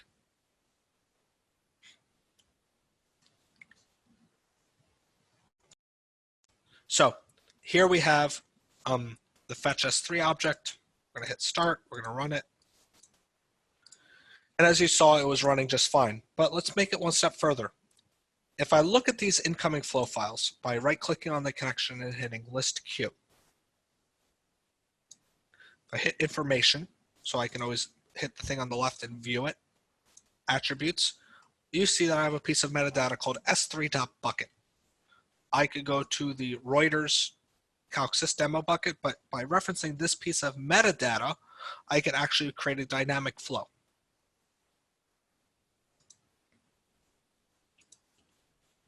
So in this dynamic flow, I'm going to replace bucket with s3.bucket. And in NiFi in particular, you need to use the expression language, so $, open bracket, and then close bracket, and OK. So all that tells it to do is to evaluate the expression instead of just taking it directly. You can notice that this processor came pre-filled with the expression language on file name to evaluate there. So we're going to hit OK, apply. And when I turn this on, you can see it continues to process just fine. So that's a big deal. So we now have a dynamic flow where we're monitoring this bucket in real time and we're pumping the successfully fetched files down to the right. Now, you might have noticed I had some failures. Fetch S3 object also allows me to route failed files to the left here. So maybe as I develop my production load, I can also have a failure queue where I'm monitoring for connections that didn't process successfully.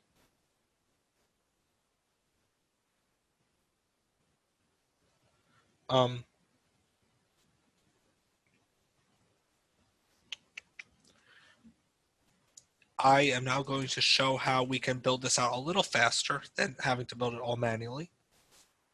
So if you look here, we took it one extra step. So we have list S3, we have fetch S3 object, and in this part of the pre-made demo, I set key name and data type. So remember how I said NiFi has attributes and metadata that handles it? That is this section of it. We need to update these attributes. So I can do that with a processor that's very unimaginably named update attribute. To get this processor, all you have to do is drag in from the top left, hit update attribute, hit add, and you've added it in. I just deleted that one. So if I double click here, you can see I am naming document number and mime.type to text plain. What that allows me to do is just tell the system that this is a text document and the file name is, well, it's the document number. And what this allows me to do is now hit view, and right in NiFi I can start to inspect. So here you see a fascinating article about the Mines and Energy Minister of Indonesia and how they feel about the Tin Pact extension. Really riveting stuff here, but more importantly, I could view it through the application, and that really helps with debug and development. So to go back to here, what I've showcased so far is how to list, fetch, and start to edit files. So we're starting down our data pipeline journey with this tool. I really have to stress that although this webinar was shown as showcasing NiFi, if you want to write code, this pattern really is applicable to many tools. I just find this tool is the easiest to use. However, this pattern is repeatable and is honestly the cornerstone of good data science on the cloud of get your files, fetch your files, and manage your metadata. Okay. Another concept about NiFi now, rather than the specific tool I want to showcase, is this thing. You might have seen me click this giant processor. Let's call it a processor group. I can double click in. I tried to click loudly so people could hear it. And you can see I have these three processors, 1, 2, 3 in here, and they're all hiding in here nicely. They then go to this little thing that's called an output port. I named it files out. And this allows us to create a clustering of processors. And I can now drag that files out connection and relationship to anywhere I want. So I could drag it over here to this dead end funnel. From output files out, hit add. So then you can see I could pipe my files out this way. In this case, I want to send them in 2 different directions. I am going to send it one way to go through some prep and another way to go through some transformation. So to cut back to the PowerPoint, or it's Google Slides because I prefer G Suite, very rarely do we have just a simple problem. Very rarely do we simply go from S3 to Dynamo. We often have to route it through another source of truth. So this is kind of the architecture that we have time to go through today. So I'm going to show it how we can do a quick lookup against Amazon's Comprehend service, and then land it. So for those of you who don't know, Amazon offers a full set of NLP, machine learning, data engineering stuff, Amazon NLP. So here, this is their Comprehend solution. There's a lot of different features in here. I'm not going to sell Amazon for Amazon's sake, but out of the box, it has a lot of stuff that could help you in your data engineering and your transformation. Once again, I'm not compensated on anything Amazon buys, so this is just my unbiased opinion. Amazon's good, Google's good. Azure offers a similar product. Azure does some weird stuff with facial recognition though, so just keep that in mind. And here we have things like entities, sentiment, key phrases, syntax, and so on. So what we have here is different types of natural language enhancement where I could say I want to extract every entity, all the sentiment, all the key phrases, and so on and so forth. So basically our data journey and this data movement problem is going to be S3 to an API lookup where we're going to extract all of the entities and then land it in a database. So we've already extracted all of these S3 files. We are going to now enrich it. So we're going to turn this on. We're going to turn on the output port here. and we are going to see events starting to stream in. So you can see, as I said, we're seeing events stream through. So this is just another update attribute where we're saying we're detecting sentiment. And then all of this processor does right here is make a comprehend call. This is one of the processors that my company produces, but it's an open API as well if you wish to code it for yourself, just to stay platform agnostic. That being said, I think this is a pretty slick and clean way to do it. So what we have here is comprehend detect sentiment.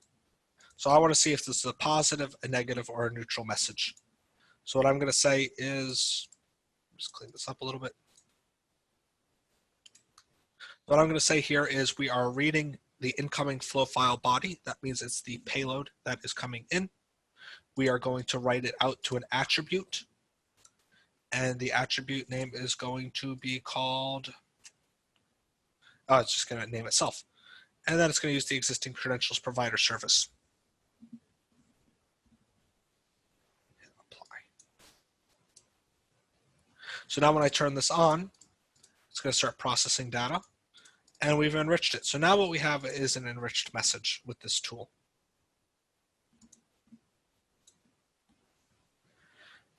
You can see in this example, we have an incoming, it's just a shares report. One second, let's get something a little juicier.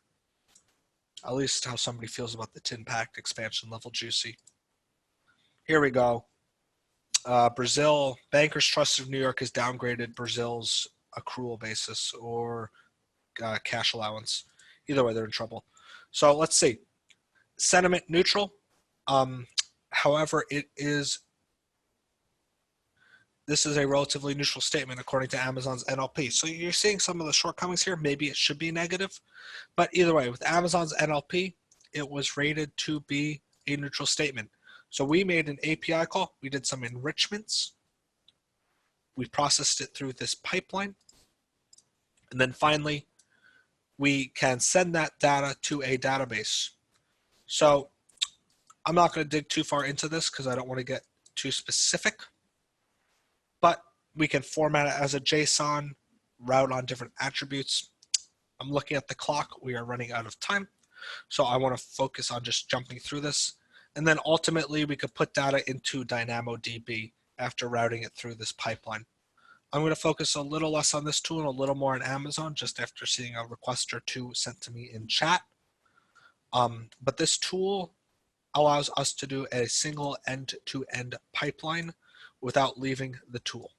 So back to some Amazon specific stuff so you can get started on your journey after this call. I could talk about Google or Azure a little bit as well if anybody requests, but without a specific request, I'm going to assume everybody is on Amazon because that is typically what I've seen broadly, even though I love Google. So we talked about, to recap Amazon, we've talked about IAM. This is the security level.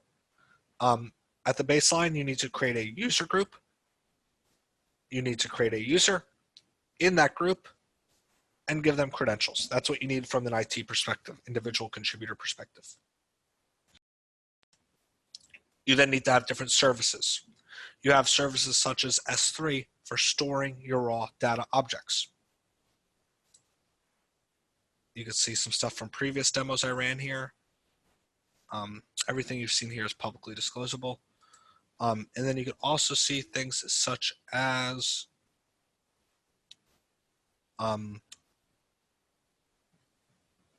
you could see things such as RDS and Dynamo. So I'm going to showcase Dynamo. I see we had another panelist join. Whoever just joined, feel free to speak up. We are wrapping up the live part of the demonstration. And then we were going to pause to collect some surveys, whoever just joined back up. Either way, so we talked about in the architecture, lots of ways, lots of places to land the data. I have mostly focused on the left half of this architecture. Let's take 5-10 minutes and talk about the right half of the data movement architecture. So in this, we have a few different options. If I go to Amazon services, you can see storage and database, which are really the big ones here. To just iterate through these quickly, just so you have an overview of your tools to moving data to the cloud and moving it around the cloud. S3 and S3 Glacier are different tiers of their object store. Really good for storing objects in the cloud without necessarily understanding what they are. When we talk about raw data movement, S3 is usually one of the major cornerstones of that. The storage gateway is more of an appliance. Don't worry about that just yet. Elastic file system.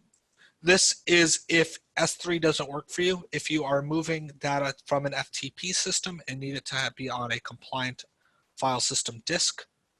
EFS allows you to merge multiple VMs together into a common file system. Really good for storing your objects if your data migration, if the access layer needs to remain available on FTP, or it needs POSIX compliance if you really want it to be nerdy there for a hot second. And that's the last time I'm going to mention POSIX on this call, because nobody wants to worry about file system definitions just yet. So down here in the databases, we have a few interesting options. RDS, this is the cornerstone. This is what everybody usually starts with as one of the main things. RDS is multiple databases pretending to be one. It's kind of like the kids in a trench coat from the Little Rascals, if you saw it. If I hit create database, you can see that I'm given a lot of options. At its core, there's MySQL. At its core, there's Postgres, Oracle, and SQL Server. Once again, if you're doing Oracle, just pay attention to your licensing because it can get a little wonky at times.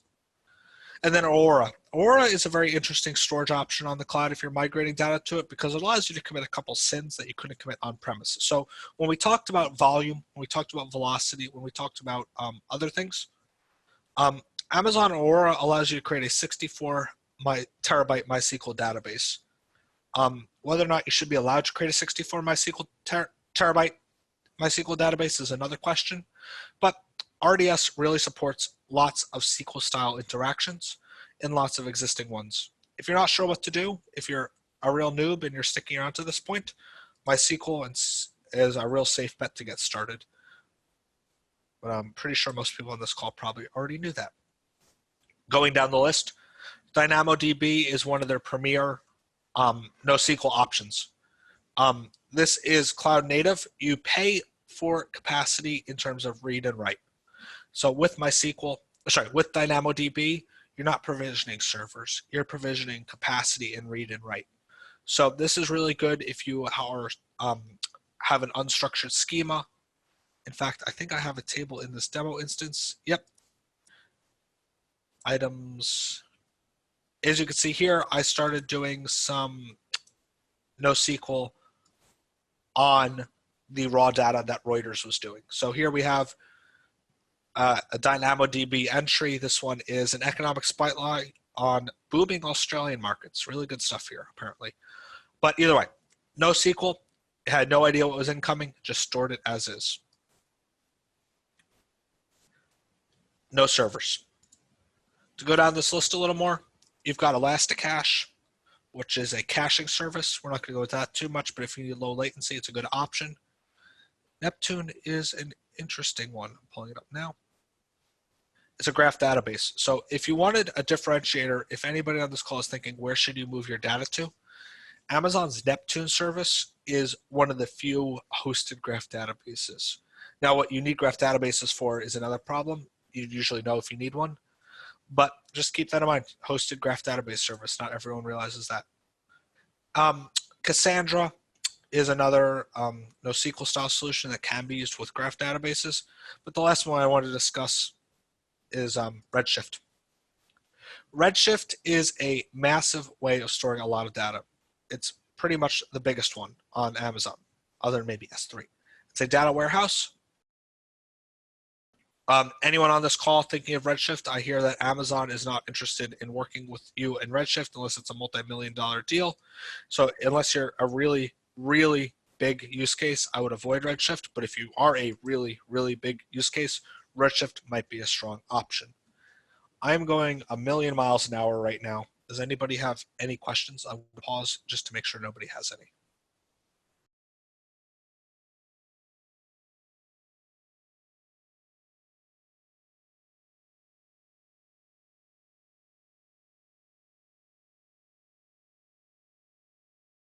Okay, so I've gone through the storage options in a short class here. In the full class, we'd go through a little bit more just as a teaser for those of you still interested in the full class. We would go through the networking options and describing a little bit about how you could enable application data movement. We would go through the machine learning section a little bit, talking about how you can enrich data yourself, and the analytics section. So just to go through a recap now quickly, and then we're going to take 15 minutes to do the survey and make sure everybody gets the handouts. So in summary of today, data movement is at its simplest layer, a movement of information from one source to another. That is the simplest answer. In reality, it's much more complex.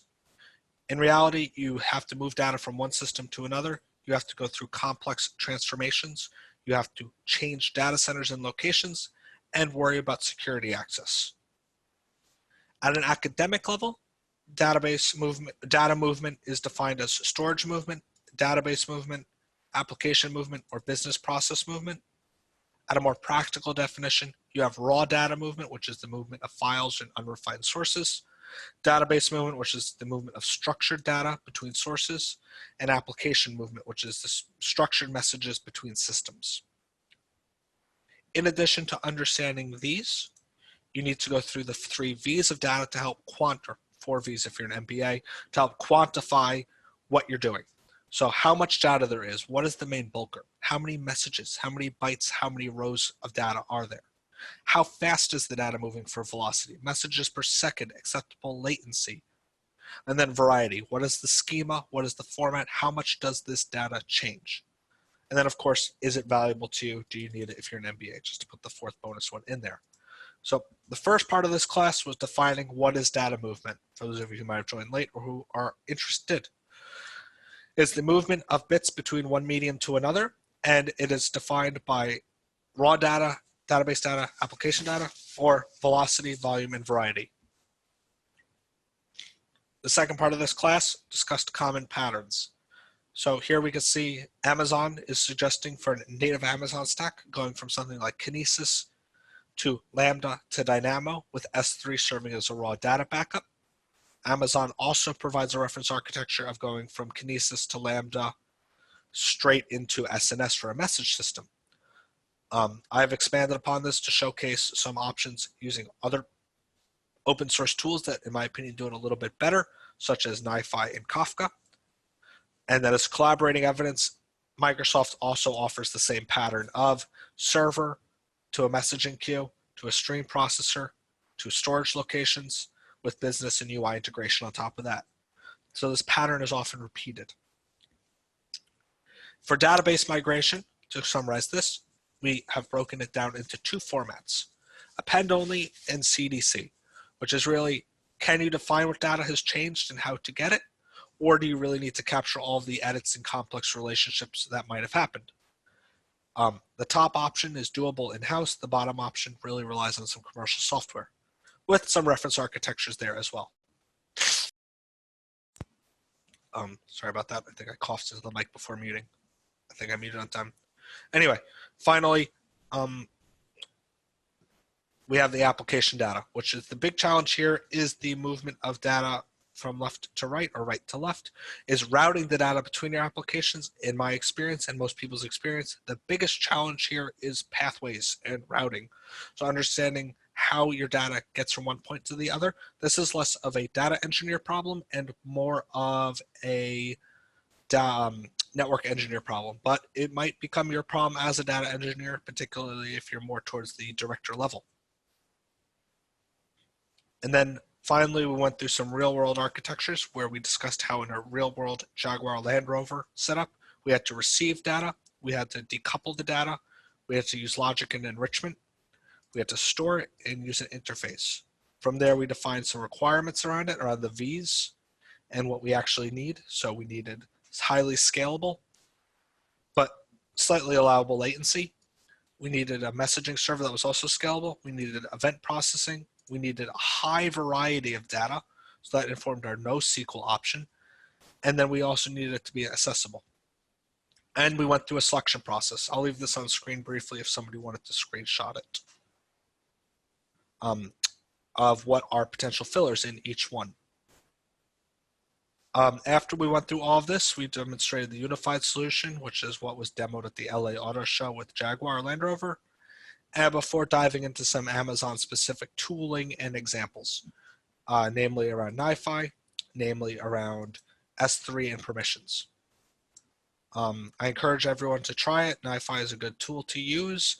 So is the native Amazon stack. You could get our distribution off the marketplace or try to set it up yourself. Both are options. Any questions here? If you look in chat, Carling just left a handout. So that's the PDFs and an evaluation. So if you would like, please go fill out the evaluation. I am going to chill here, answer some quick questions if anybody has them, but I want to make sure everybody has time for the evaluation and any questions that get sent to me. Thank you, and I will probably get a question or two that I'll answer momentarily.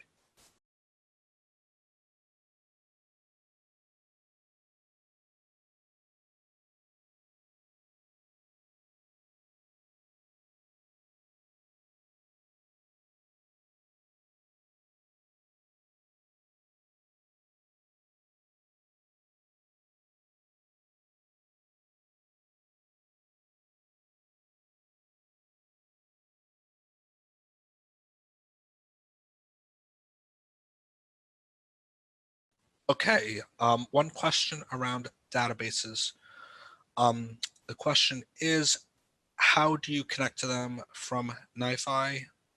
It's a little specific, but we'll go through it quickly. We don't have any databases in the demo account, but once you set it up, you'll get a host name, you'll get a JDBC connection. In NiFi, if I was to, I'm assuming this person meant SQL database. If I go to database,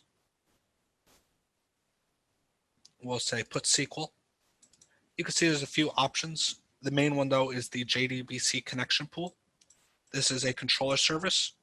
Much how you could have an Amazon credentials provider service, you can have a JDBC connection pool provider service. What this allows you to do is manage the connections between multiple accounts, multiple environments. That way you don't overwhelm the server.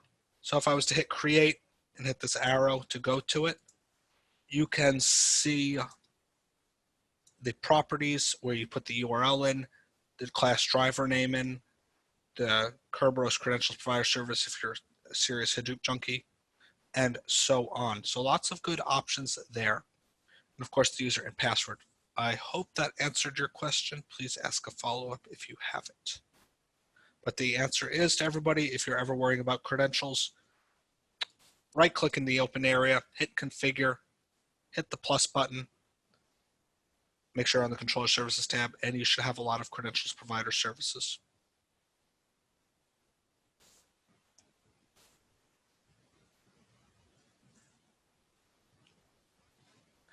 One person asked, is NiFi running on AWS or local? So NiFi as an open source tool can be run on either AWS or locally. If you go to EC2, if you hit launch instance, you could search for NiFi. And you can see that we have our certified NiFi install here, which is a one-click launch. My company does provide this service. Additionally, you can try to set it up on your own server as well. As you can see internally, we have a slew of development variations. And we also have this little web UI in front of it as well. So if you launch on the cloud, you could use our variant, which has passwords and stuff like that to help make sure that your connections are relatively secure, or you could try to roll it yourself as well, which is a valid option, but make sure that you set it up securely if you do so. The main point is the way it works is if you run it on the cloud or on premise, the controller services handle the routing to the cloud or on premise, so it doesn't matter where you run it.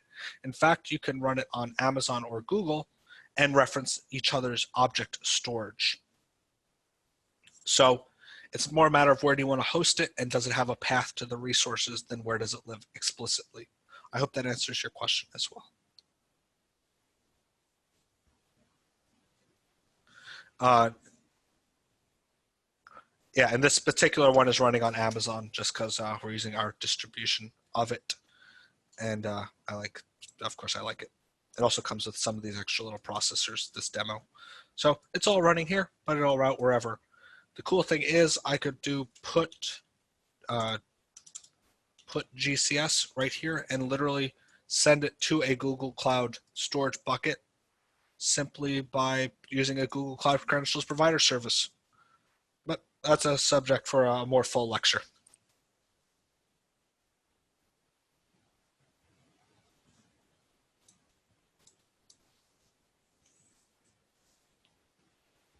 Okay, everyone, it's getting pretty late on a Thursday. It's now approaching 4:30. I'm going to wait around another minute, make sure there's no more questions, and then close off this webinar. I hope everyone has found this informative. I am going to put my email on screen as well if you need to reach out directly. But of course, you have your WebAge connections. You can talk to Carling.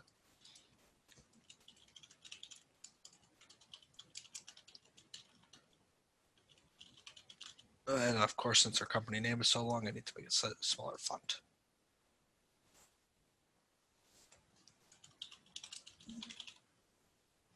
Okay, there we go. So I hope everyone's found this informative. This is a preview of the full 3-day course that we offer, potentially in person, potentially remote, depending what you want. It includes a live lab, the full class, where you can do hands-on work as well. And we will not race through everything quite as much and go into much more detail. Okay, we have a question. How can you scale NiFi? Was asked in chat. That is a phenomenal question. There are 2 ways to scale it, and I'm gonna, sorry, 3 ways to scale it, and it's gonna have a little bit of a caveat. We can of course discuss specifics if you want to reach out. I'm more than happy to answer a few questions if you would like. But the 3 ways to think of it are, of course, vertically. You could always put it on a bigger server. That is the lazy answer, of course.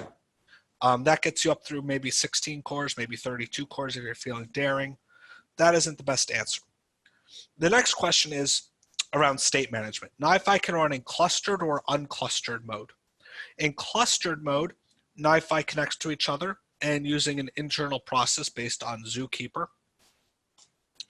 You don't have to worry about that. It self-manages. It can keep track of things. That means it is doing things like reading from S3 or reading from an FTP, and multiple nodes are communicating what they've read last.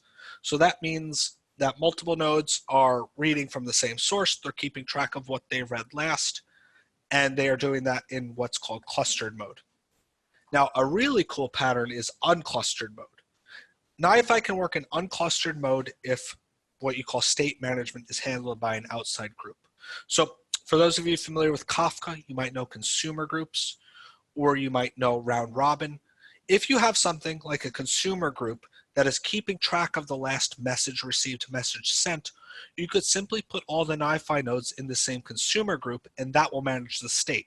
That's exceptionally powerful because it doesn't require you to cluster NiFi. It allows you to just ad hoc spin up and spin down nodes.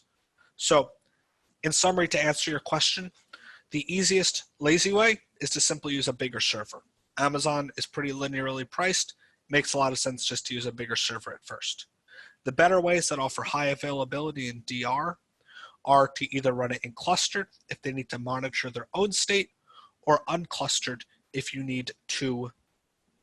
have an external state management coming from Kafka or SQS or Kinesis.